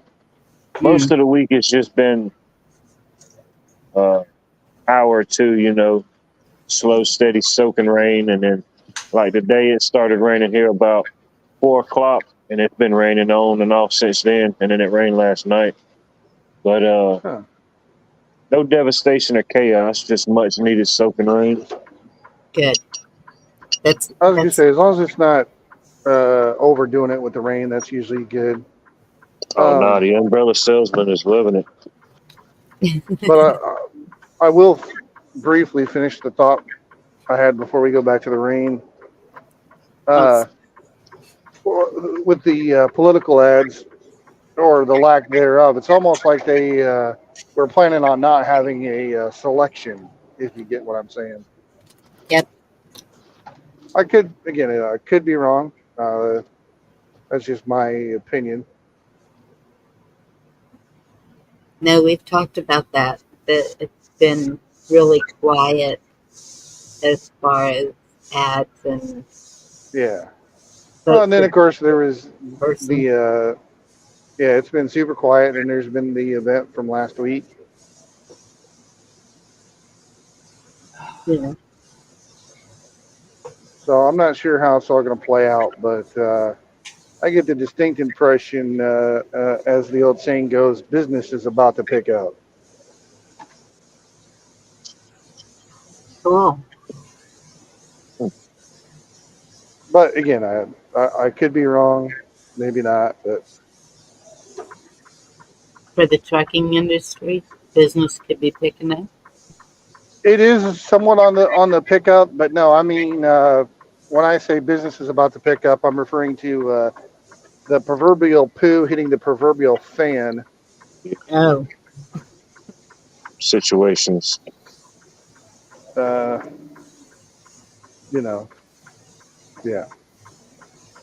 Yeah. And then it was the other day, you had the was it explosion or eruption at Yellowstone? Yeah, the geyser had went off a pretty good explosion and destroyed a part of the bridge walkway or whatever. There might have been injuries. I don't know for sure, but Yeah. Me there's neither. a video clip making. I saw briefly on Twitter. People walking across the area trying to I get out did before. see a video of that, and this lady was screaming for everybody to run. Right, because it didn't out of I'm guessing because they were afraid it might happen again, is my assumption from the clip I saw. Because they're like, yeah, follow this guy and head that way. kind of was what I saw in the clip. But doesn't that happen often? I mean, I thought that's why Well, I went to no, Yellowstone because of the it guys. most of them geysers do erupt or go off on a regular basis. Uh, but the difference in this case is this one was a little bit more violent because, well, you may not, most people might not be aware, but underneath the entirety of Yellowstone and the surrounding area is a extremely large magma chamber. And Yellowstone, that whole area, in fact, is a super volcano crater. If you didn't know. Hmm. They said if it could go, that's pretty much 2/3 of the It nation going right there. if it goes, you're gonna have most of that surrounding area uh, on states to the south and west, and so obviously some to the east. Most of the country will be covered in a couple feet of ash. Um, Wow. And it, oddly, West Texas is having multiple earthquakes. Like, yeah, I was gonna Oh say, yeah, I thought I'd heard Oh, something once or twice about some unusual places having earthquakes. you have that's fault one thing lines I and am. plates Sorry. that run up through that area. So I imagine. Well, and Southern Illinois has the New Madrid fault line that runs up through part of Illinois I watched and the down by the. earthquake around the world thing, whatever channel thing that is. That would Every be day I Mr. look Dutch at it. Sense. That spot in West Texas has been really wicked for the last, I'd say, month. It's like that spot is ramping up, but I don't see a correlation Does to it that with it. does that channel you just mentioned have on Twitch have the spinning globe with all Yep, the earthquakes that pop off? yeah. yep. It's a Yep, that's Mr. Dutch. world one. That, It's that, not somebody else's little offshoot. It's the world, whatever it is. Like they've got. yeah, it's the world earthquake map. That would be one Mr. Dutch Sense. He's on Twitch and YouTube. Mm. Pretty knowledgeable dude. But yeah, I'm always watching it. I'm seeing certain areas are ramping up, and I know certain predictions for this year for what's coming. So Well, the real trick is with all these predictions and all this other nonsense. So, well, not nonsense, but all this other stuff, uh, maybe or maybe not happening. yeah, Is more when is it going to happen, not if. Because at this point, I'm really surprised New Madrid hasn't gone off. the who what? The New Madrid fault line. I'm really surprised that Oh hasn't gone off. yeah, yeah. Where's that at?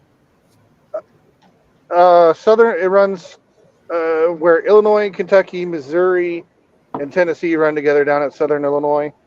And that fault line area, I believe, runs up to Illinois. You'd have to Google the map to know, to look for sure where the fault line runs. But it's mostly near Southern Illinois. I think part of it does come up through Illinois, if I'm remembering correctly, which I may not be. A map that I'd seen years ago showed Texas being cut in half, like almost straight down the middle. But where those earthquakes are happening is it's right on the border of New Mexico and Texas, I think, Mm-hmm. around Midland. Is that Oh, right? okay. Yeah. Well, I don't know if it's right, but I know where Midland kind of is. Because Gigi keeps asking me if I felt it, and I'm not feeling it here. But Yeah, I asked that just because the last couple were a lot stronger. I was like, oh, they're kind of getting up there. Are you feeling this or not? so if That's what that's she a said. fault line, that would be kind of cool if it kind of separated, you know, at the Rio Grande, that border, made that bigger. Then they couldn't swim across. I don't Right. know. It might help a couple of things going on Well, naturally. the Mississippi River is said to totally expand wise. I guess that's coming from extra water. Because I do believe the waters will rise somewhat with all the ice melt and everything else. Kind of makes sense. So if you're living on a coast or something, I hope you get rid of your home. Just saying. Well, and here's the thing: like something like the New Madrid goes off, there's a good chance if that goes off, that it could set off like say Yellowstone or the Cascadia subduction zone Chain out, reaction. out on the West Coast. That would make sense. Yeah. Of course, Never they're knows. saying Cascadia might be going off sometime soon, possibly. Well, The whole point of, for me personally, is we still just need to live your life every day, put forward positive thoughts, because we don't realize if by the thousands and millions of people getting together and putting one mindset together, we could change so many things if people would just start realizing it. Power of the people. That's what will change everything over the next few years. Trust me, Well, especially the states, because you guys are look, going to end up really fighting after this voting continues. 2025, it's going to civil war is I see coming, because it's like the left and the right just seriously can't find a middle spot and keep blaming each other. About, like, if Camilla actually gets in, it's a woman. Oh, the conspiracies and the arguments. And it's like, oh, I hope we can all just learn and try to come together, and that she does the right thing if she gets in. that's Right funny. thing for the people. That's If funny. she Politicians around doing the the right world. thing. What? if she gets in, it We're is. screwed. Then we know. Then we know for a fact that the whole election system is messed up. Because if she gets one vote, I would no. I know that she'll get one. I have a question. What is the everybody keeps saying that she's not an American citizen, she can't be in where did that come from, that she's not an American citizen? I don't think she is actually. There was some kind of news report or something. I don't remember exactly what it was. Because her parents, I don't even know where they're from. Because it says everywhere that she's born. I forgot where it was. I read up on it. Whatever it says, she's born But in the States. it wouldn't be the first time someone got elected president and wasn't a citizen. So yeah, I get it. I don't know. That's all. I know a lot of. Sorry, I just realized too that a lot of stuff gets blown out of proportion. It's like, okay, I keep trying to go back to where did this come from? Where did this information come from? That like this, like where's this come from? Not saying they can't hide it and whatever else. Oh crap, they can do. Those elites can do all kinds of crap. It's ridiculous. But at the same time, realize this maybe now if she gets in. And she's say, well, funky-eyed like Mr. Sleepy Joe. The whole purpose is to wake up and see what is going on, the manipulation. Trump brings the chaos. Right now, Biden is doing his purpose. All this has a purpose in the whole. there's definitely a purpose. Unfortunately, this is the awakening. We may not like what we see and how it goes, but this is gonna awake people. Oh, people will be awake, no doubt about that, but they're not going to like what they see. Exactly. Awake. Well, not enough anyway. There are some, but most But are still trying to remain blissfully ignorant. Not the first time the amendment's been used politically, 14th Amendment and everything. right. But what do y'all mean by awake? What? Uh, being attentive, alert, paying attention to what's going on politically, trying to help save the nation instead of burying your head in the sand and ignoring the problems and hoping it all goes away. Okay. Okay. I always thought I was awake every time I woke up, but Well, that is the normal sense, but when someone says people waking up, they're referring to all the problems with the country.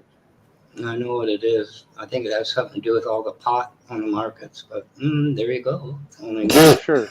Well, I mean, but at this point, the way things are going, we're between the massive amounts of debt and the fact they're trying to usher in a one world government and one world religion, which will Okay. require the Oh, heck no. I know what I that know a is. lot of people who are not, and because even my brother, he's totally Trump. He goes on and on about Trump. well, Trump, I think, is a Trojan horse because he's Well, been yes, seen and giving praise to Klaus Schwab and saying, "Yeah, I like that guy. He's doing a good job." so, but that's my point is he's not like anything I say. He's all, oh, here we go with the conspiracy theories again, and it's just like constant. And so I said, okay, well, so um, I even gave him a parallel, and he was just because he was talking about him as a boss on his job and how because of the Navy he didn't take any. He, there was no excuses if Right. somebody wasn't doing their job. They're building bridges, so if there was one mistake made and he was the senior engineer on that job, then Then he got the blame. right, it would come down on him. And so he was very intolerant of anyone who couldn't do their job correctly. And so I used something that He must happened, hate Congress then. and I said, so um, if you were in that position and that happened, one of your employees said, oh, but it's because I've got all these threats against me, or I'm being persecuted for this or this or this, would you accept that as an excuse as to why they didn't do their job like they should have? And then he was kind of like open mouth. Well, didn't know how to answer that because, and I do stay open minded about everything or try to. And so I'm just kind of like, where is this headed? Why is this being done this way? We knew it was going to happen. Why'd they wait so late, so close to the election, where his name's still going to be on the ballot? And how are they even going to get another name on the ballot? And there's Right. so many questions that I have about this because it's all More than likely to answer some of your questions. Again, I could be completely wrong. There is that possibility. The way I see it, the reason they're doing things the way they're doing things is they've done everything they could to try to keep him from getting back in office, up to and including the attempted deletion last week, because they want it to appear that they don't want him in charge and back in office. what if he had something to do with that? Don't you? Against himself, he could have, but it's not likely. It's probable, but not likely. My personal opinion, 2 cents. I could be wrong, but more than likely, the way I see things is they've had the last 4 years to destroy things, and they'll let him get in because they can't stop him, and then everything will fall apart as far as the dollar and everything when he gets in, if he should win. Harris, whose mother is from India and whose father is from Jamaica, was born in Oakland, California, which makes her a natural-born U.S. citizen and eligible to serve as president. Yikes. Obama. Yeah, she was the border czar. We know what happened for the most part. Well, exactly. And so, and we know that she is hated worldwide when she goes to those other countries. When she went to South America and they're meeting her at the plane with signs, "We don't want you here, go back. We don't like you." And what has she done? She hasn't done anything. No. Do you want to know how she got her position? My brother's from California, so he knows, because that's where she's from. She first... Do tell. Have you heard of Slick Willie? Slick Willie. Slick Willie Clinton. No, Willie Brown. Oh, Willie Brown. Okay, the other Slick Willie. Okay. The Willie Brown, the harmonica player, went to the crossroads. That Willie Brown. He started out as... darn it. Okay, so he had some nefarious things. We'll just say it that way. Don't say. Yeah, and so charges were going against him, and guess who became Attorney General? And charges kind of went away, and then from then on, it was him getting her up to Senate even, and then from there to Vice President. Let's see, we got to check these boxes. Well, she's got 2 boxes checked. She's a woman of color. 2 boxes. So I think that's how she got in. Y'all all know it. That's a whole diversity. All of y'all call her heels up. I mean, I know y'all all know how she got there. Yeah. I definitely know what you mean. Willie Brown, I think he was a former mayor of one of the cities out there for a long time. So yeah, he had that type of political pull in that sector. Yeah. Yeah, Chuck said what I was thinking. Yes. Oh, that's funny. I don't make light of political influence. Look at Julius Caesar on March the 15th. Could it be political? Yeah. There's always that possibility.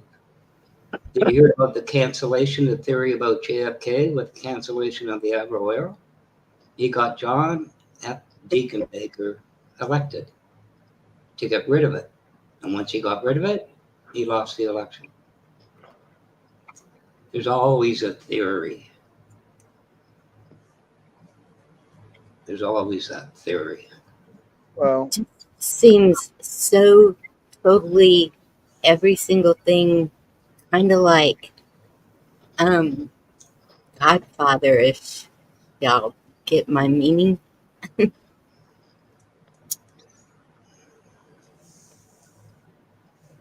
It's always going to be that.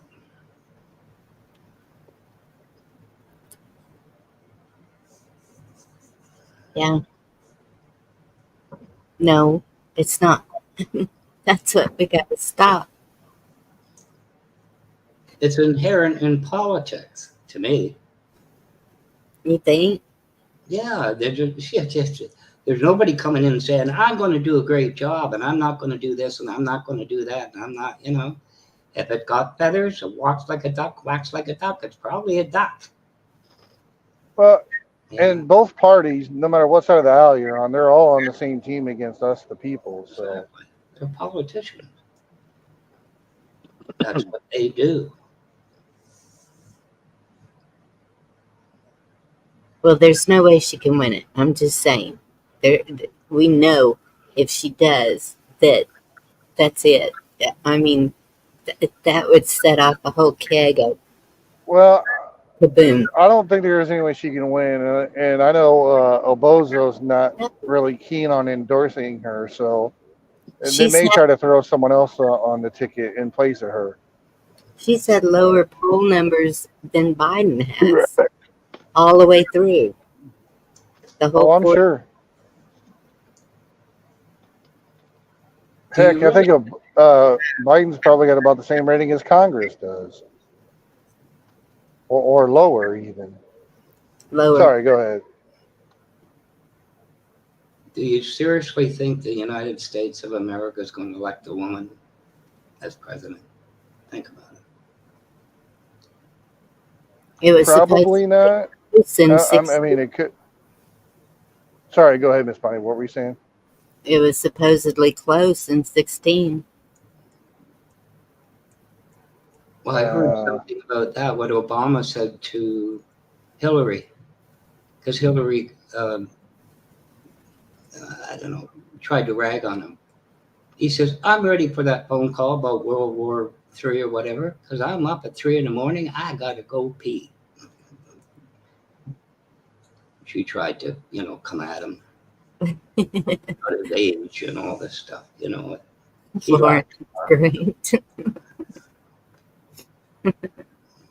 Yeah.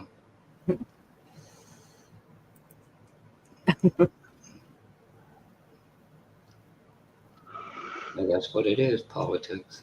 Cheap shots, everything else. No matter where you are. No matter where you are.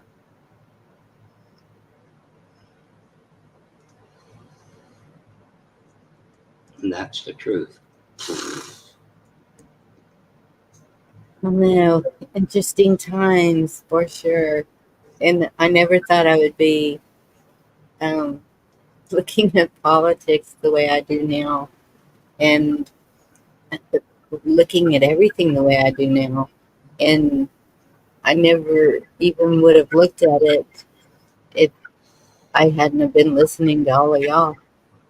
Everybody throughout this whole community with dropping little bits here and there, and a lot of them like Navy vet and nose picking, and there's just a bunch of them that they'll just post a video every so often, just and it's a pretty informative video.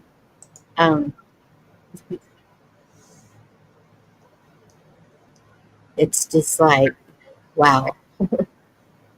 I just never would have thought there could be so much,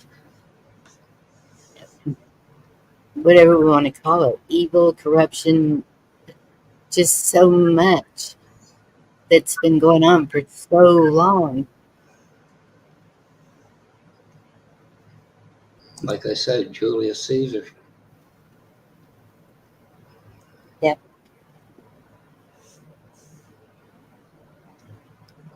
Et tu, Brute. And it is a time to be aware, but also not let it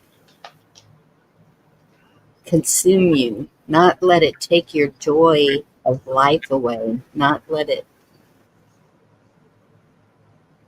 Exactly. Well, you want an analogy of that? The guy at the kitchen table packing his bowl, looking at his shoes with no laces in it, and the dog sitting with laces out of its mouth. It's a conspiracy theory. I got to find out who did it. Absolutely, Al. Hey, Chuck. What y'all doing? Causing trouble. Yeah, my text was for shit. I was trying to confuse words and I made it with shit I didn't even understand. I know. I was like, QAS. Al when Al, I think it was Al said she was hot. Yeah, she's like hot like a case of the clap. Oh, okay. Good to see you, Joe. Hey, how y'all doing? Hey, Black, Watt, Kiki, me, Bonnie, everybody out there. Good to see you, Chuck. I can't see them putting that giggling ape in line of anything. Got one that's senile, one's just fucking crazy. Well, she can't even have a conversation.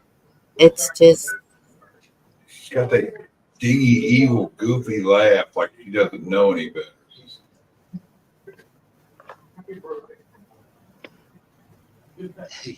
but I've seen even when she's questioned, she'll sit there and she'll try to spit out the answer, and it comes back around in a circle, and you're just sitting there like, what? There was What no answer in that at all whatsoever. What did I just hear kind of shit? Yes.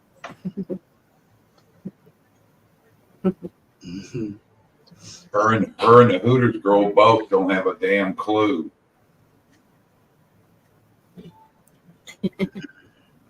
Hey, not all Hooter girls are stupid.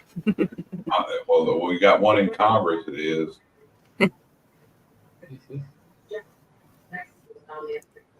Okay, do you go by Jorge or George?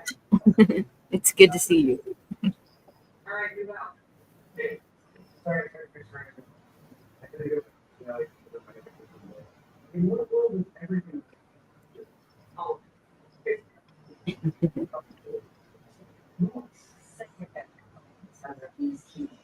WWE. George is good. Okay. George is. Interesting. That's something to do with post office. USPS and very much. Taking the postal infection to the state back. Okay. We're the same heart. Yeah. I don't think he cares about the kid. It's like a brook. Yeah, I mean, that's like it was here, which is totally different. Does he even have any kids? Who? Come on.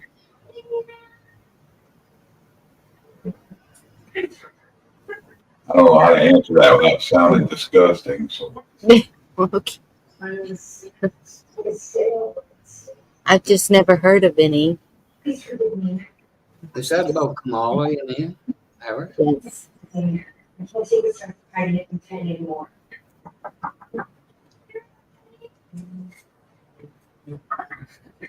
And it makes me. Did somebody turn the aquarium pump on? I know she was by myself, but it would be do what? maybe keep an eye on me. No. Is she playing a video? When we No, you're probably hearing the TV in the other room. Oh no, it's not too bad. You were very clear when you came in. I don't know. Instead of leaning forward, talking louder. Oh, okay. Gotcha. I even got reduced mic background noise turned it on, and it's. Oh, okay, Wayne. Gotcha. Are you danger? Jack, danger. Yeah, I need to quit using Google. I may still have that kiss off and all my stuff. I showed Bonnie 3 or 4 years ago all that stuff about when her parents came here and all that. She was already born, but it was in some other countries. What do they call it? Where you're in another country, you run to their building for the United States, or the embassy. I think she was something to do with that or something over in another country. Her parents were or something. I can't remember the details of it anymore because she's so irrelevant. The kiss up said she was born, or they were born. Wait, Where'd it go? Yeah, I saw that was said about it. She was born in California. I don't remember that part. I know they moved there. Excuse me. I didn't do that. That might be where Barack saying about him being from here too, or something. All this bullshit, like the rules don't apply to them. They'll damn sure use the rules to hammer the hell out of somebody else. Yeah. I thought all embassies had to be that country's nationalized citizens. They had to be citizens. Well, you would think, but even look who can get into Congress. We got that. What's her name that married her brother? What? Yes, one of them. That one Iranian or whatever she was. Yeah. She's out of Michigan, I think. And I don't know what the purpose was of marrying her brother. If it was, I don't know. One of them Arkansas things. Nothing against anybody from Arkansas. For real? Like, I mean, I thought it would just be for a temporary to get in or something like that. Omar, that's it. Thank you. Yeah. Ilhan Omar. Yeah.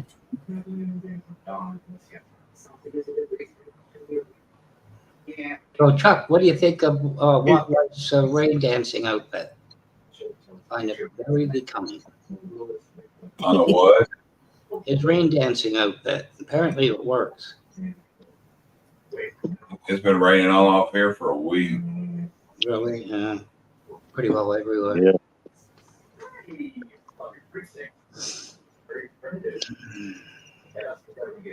That's okay. It's kind of cooled it down. But one day it only got up to 77, and I was like, woohoo. So how many feet of snow did you get?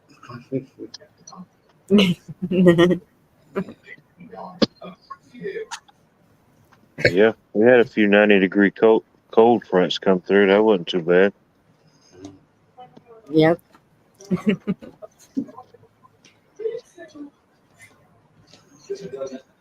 think today it was in the 80s. I could be wrong, though.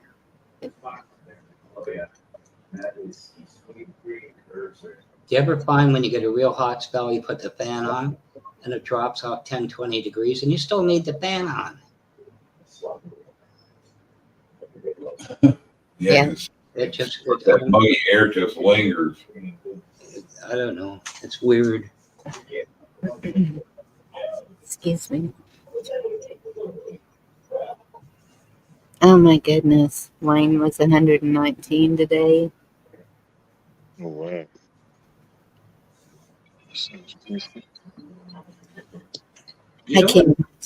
You know what I found funny when you think about it? There's an IT channel and the guy's around Glendale, Arizona. You know what that's like. And he got, these test packs of international foods. And they thought it was a good idea to leave it in a community mailbox, 140 degrees, right? The guy took it out and was dumping ball or whatever. Oh no. Even the post office, right? I'll just put that in the oven. Have y'all heard of that? Chillwell thing. It's a portable air cooler, and it like you don't plug it in. It's rechargeable. Have y'all heard of that thing? Possibly. I'm not quite sure. The Japanese invented something. You know what a shell is? A thin nylon, like a hoodie you put on? Yes. It's something like that with built-in portable air conditioning, believe it or not. You can buy one. Hmm. Get you a vacuum cleaner hose and a windbreaker and maybe a portable fan to plug it into with a battery pack and walk around holding it. Yeah. You wear a solar panel on your head too, I guess. I don't know. Jeez. You could. Yeah, you gotta have that. That's mandatory. Well, this thing is $90, and I was just wondering if anybody's heard of it or got one or. Is it like a AC unit? Yes, but it's Okay. small, but it'll cool a whole room. Like it reaches, it says, it reaches, I think 500 square feet, something like that. Do you remember KTEL advertising? That's what it sounds like. This week on KTEL, you can buy 1,200 chickens, and like what? I know. Remember that KTEL? Brought to you by KTEL. Yeah. Portable air conditioner. Yeah, really? Stuff like lawn darts and stuff they had on there. Yeah. Ridiculous invention. People bought it.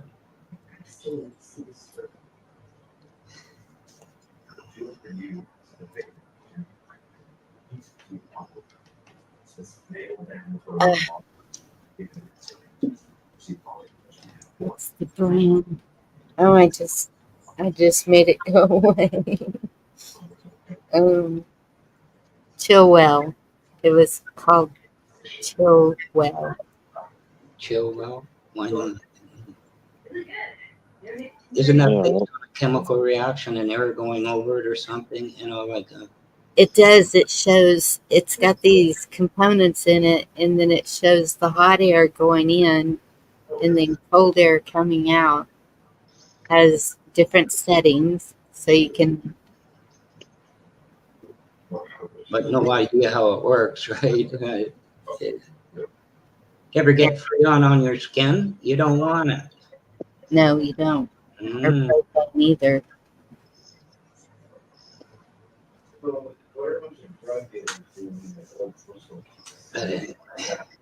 Propane will burn you too. It's cold. I used to use that to clean tape drives, like heads on the thing, and amber bottle. You leave that top off for a minute, it's all gone. Wow.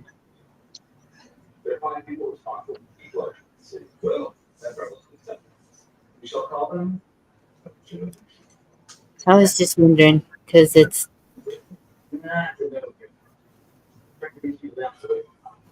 gonna get hot. I'm thinking about building one of those.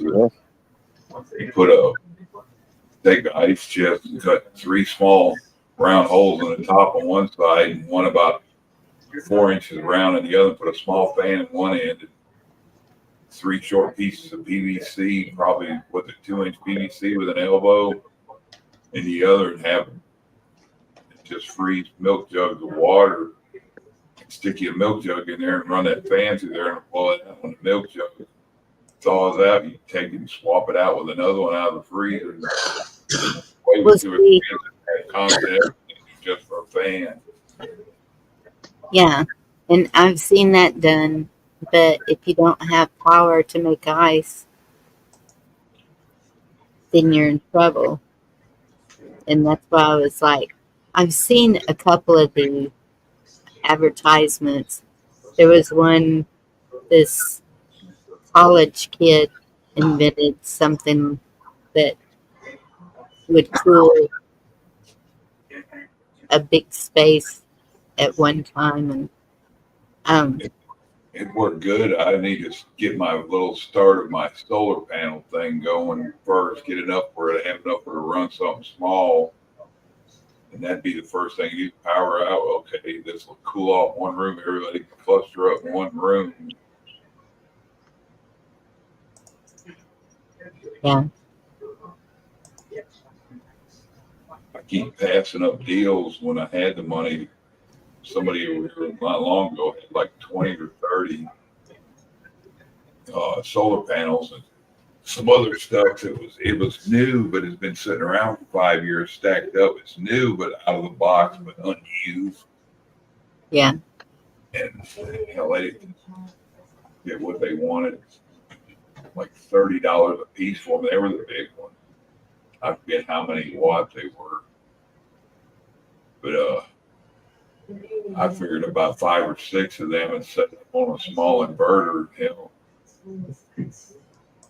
you could run a TV and something like that, cool a room off while you're running just a generator just to keep up with a freezer or something. And once you work it up, to build it up bigger, you can run it enough to where it would run multiple things and then build you a battery storage bank. Stuff can be done. You just have to look past the big, expensive commercial aspect of stuff. Yeah. What you said just went right over my head. I wouldn't know how to do one step of that. It's all wires and screws and bolts and stuff like that. You can find videos about anything. Hell, they got videos on YouTube trying to teach sign language to giraffes. Well, isn't copper naturally cool? It Good exchanges heat. It's a very good conductor. Electricity and cooling, temperature exchange. That's all. I watched a video the other day. These people were taking 4-inch sewer pipe and burying them underground, 3 feet underground out in the desert in Arizona. And they had probably had it 50 or 100 feet long, but they had 3 of them in a big trench, put gravel around it and filled it with dirt. And one side way away from the house, the other side, 2 of them went into the house, 1 went into the root cellar.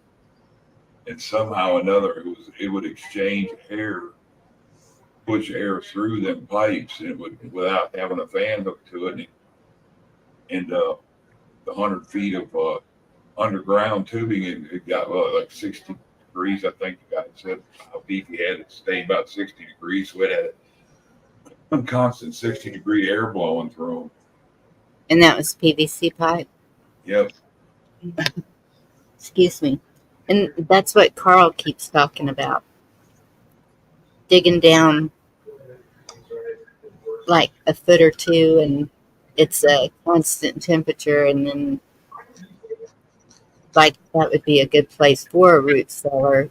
So you would think the root cellar would already be cool from being in the depth of ground.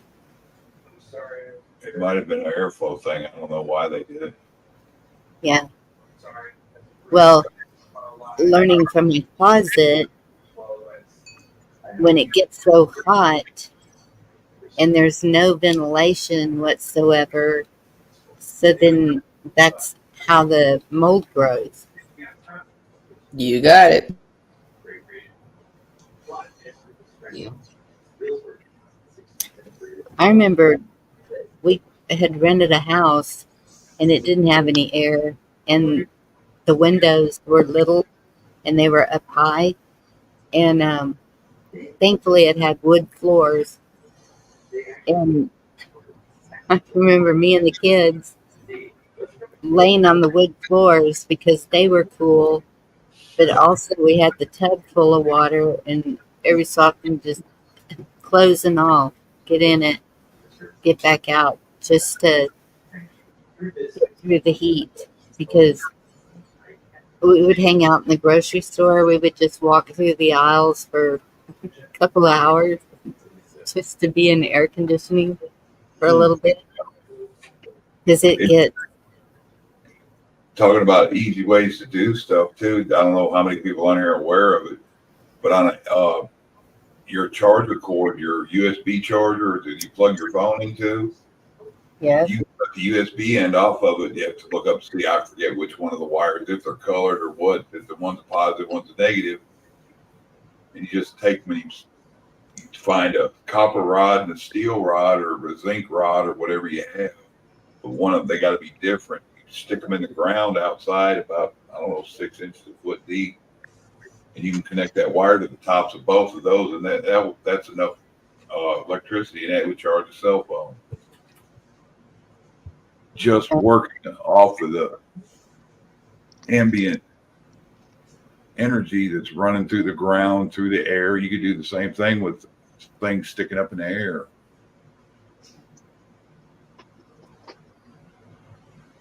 Wow. Huh.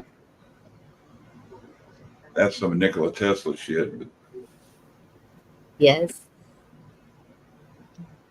I don't talk about all that stuff because I don't want people to think I'm stupid. Well, and that's what I asked my brother. I said, so what do you think about time travel? And he just looks at me. And I said, well, I just saw this video. I can't remember where I saw it. Maybe Hawks. I don't know.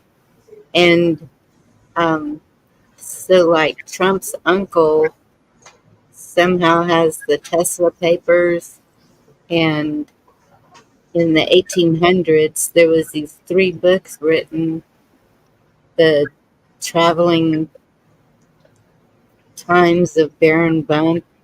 Yeah, Baron Trump. Yep. Bump. Or something like that. I don't think that was the exact name. Hey, Andy. Trump's uncle was in the motel with or in there after he died, but I think he was there ahead of time. But when Tesla was right before he died in the motel he stayed in, there were rooms that had whatever 3 other agencies existed back then, but they were in there, and they were the first ones that were in Tesla's room, and supposedly had, like, I don't remember, it's 30 or 50 foot lockers full of all of his blueprints and all of his inventions and stuff.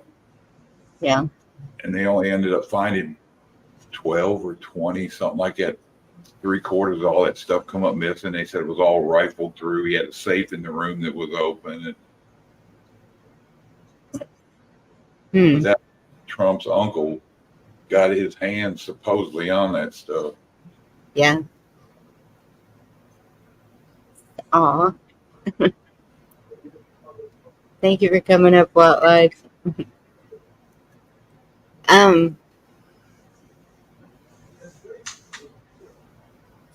Well, it would explain a whole lot of things to me.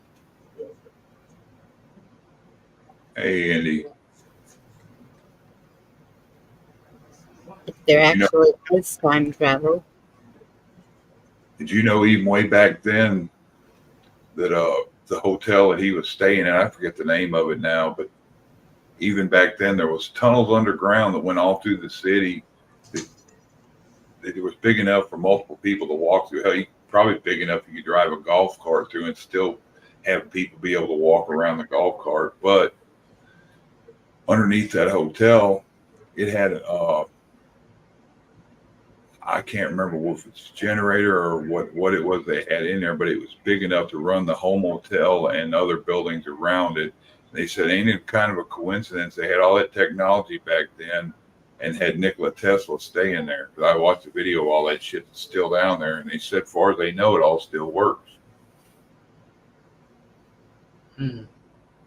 Yeah. But that goes back to the ancient buildings with the towers on the top and the free energy. Ancient air conditioners, that wind would come in one way and go out the other, and it kept them cool inside in the middle of the desert. Yes. And why wouldn't they want us to know about this? It's kind of like cures for illnesses. They make more money. They don't make money off of free stuff, but they make money off of cures for something or practicing medicine instead of actually doing it. I better make sure this window's shut over here. Somebody might pop me in the head talking some of my shit. You're fine. You really look at the Roman Empire, what their engineering, aqueducts and everything else, very ancient. what they did. carrying water miles and miles away from water sources and all that. Yeah. They had actual functioning toilets and sewage. Yep.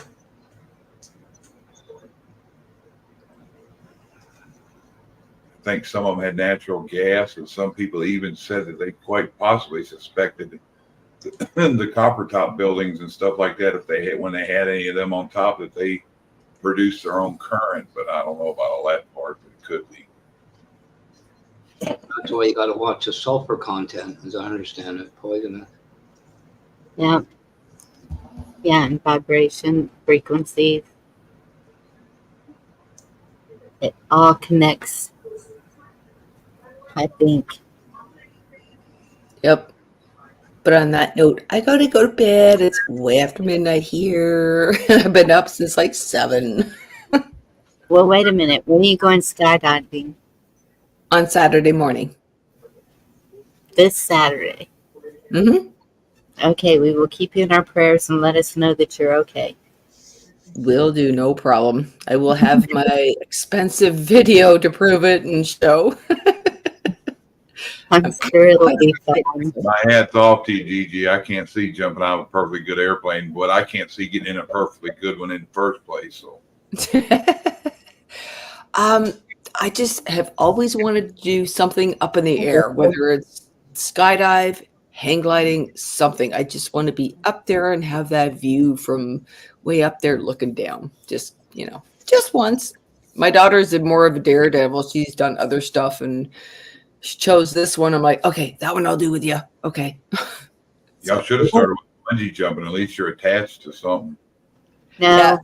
Yeah, I'm just kind of worried with bungee jumping that I'm gonna get like whiplash. My back goes like for a couple of days. Well, when the parachute opens, it stops suddenly. So that's something to think about. That's true too. Got a point there. Well, you go up and then you start going down slowly, but I would kind of like to see hang gliding, see if I could handle that. Because I'd love to try that too. You have more control over how high up you are or going back down or whatever. I think I could try that on the beach.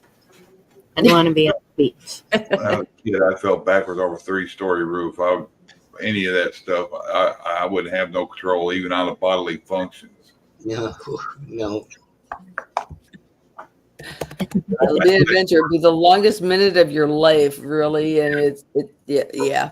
So first I'd say, "Oh shit," and then I'd do it.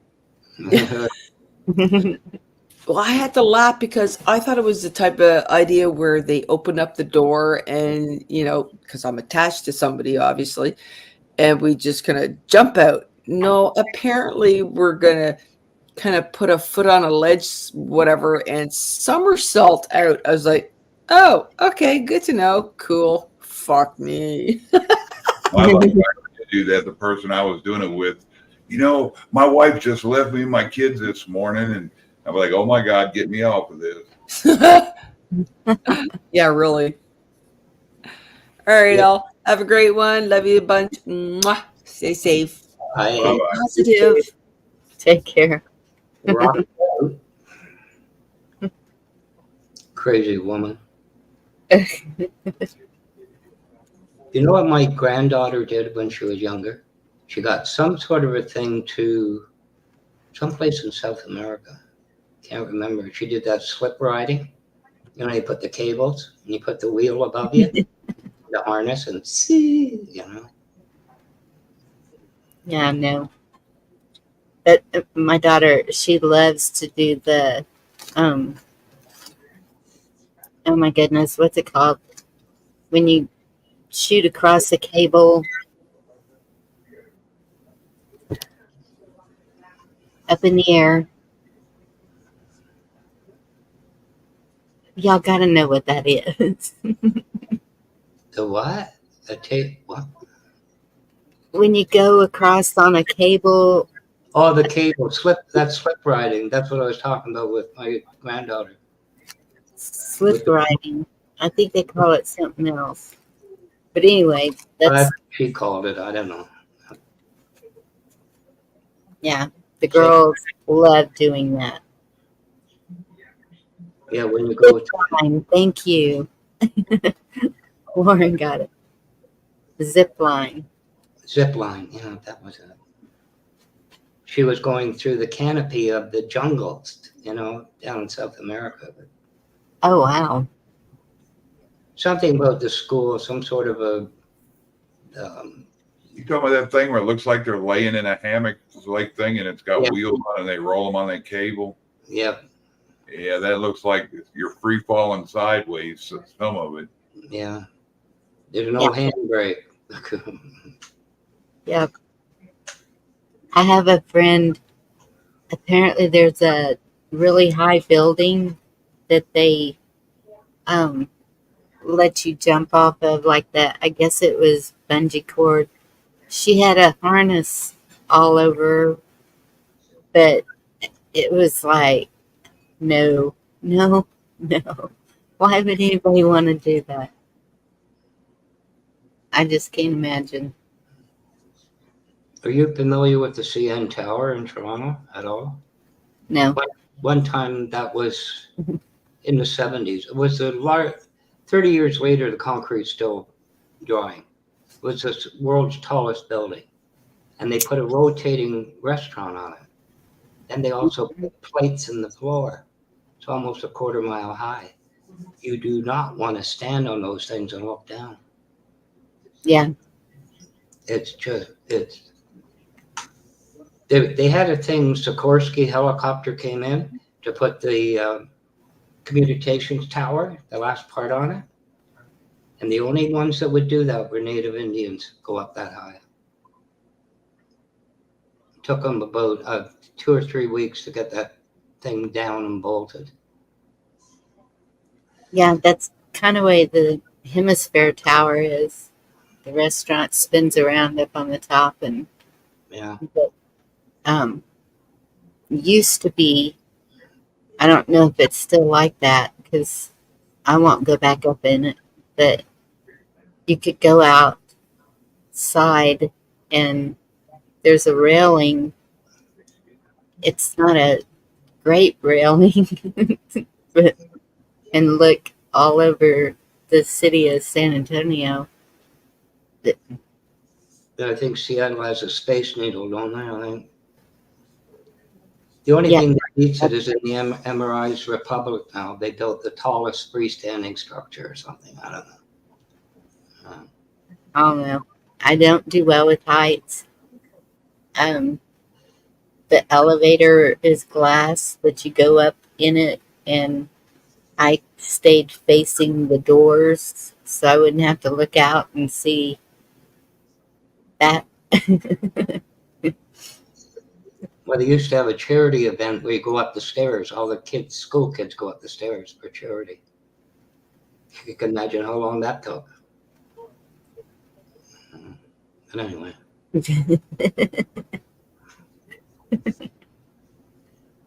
Blinded windows. Clouded skylights.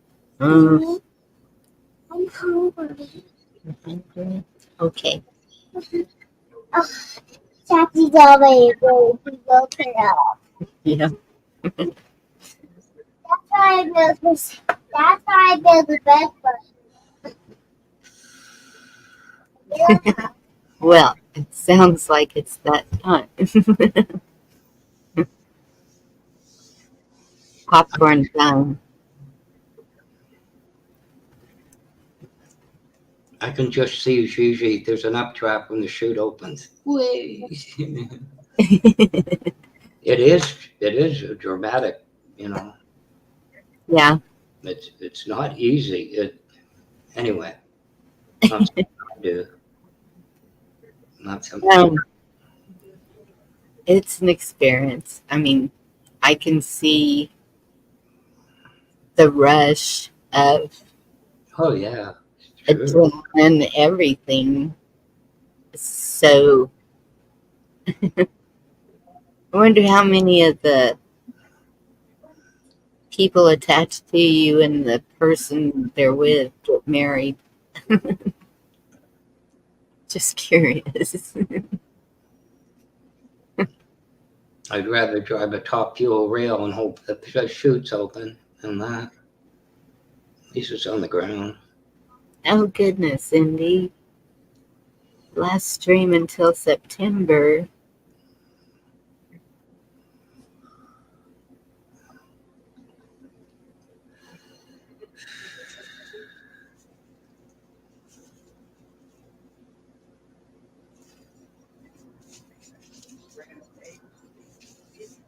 I'll be there.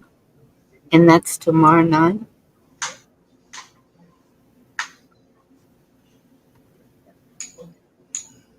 Well, now we're going to have to find something to do on Friday nights. I think since they did the 24-hour softball game, we won't have softball anymore on Friday nights.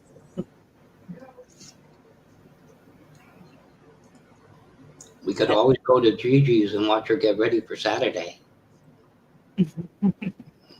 Sweat, sweat, sweat. Did she say she was going live?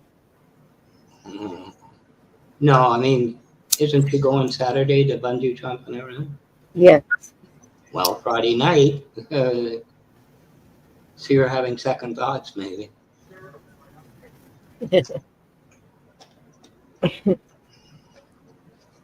Yeah, absolutely, Andy.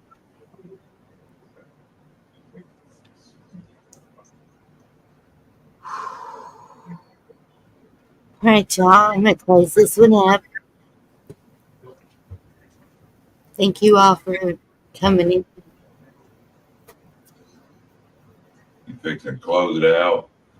Yeah. Yep, I got a little one hungry. She's always. Oh, good night, everybody. See you later, Bonnie. Like, watch me. Take care. You take care, Chad. Thank you for coming up. Bye. Bye. I did forget to mention earlier, Bonnie, I'm free for dinner. Just saying. All right, y'all.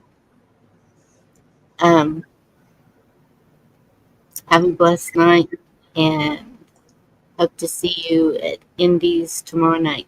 Way to go.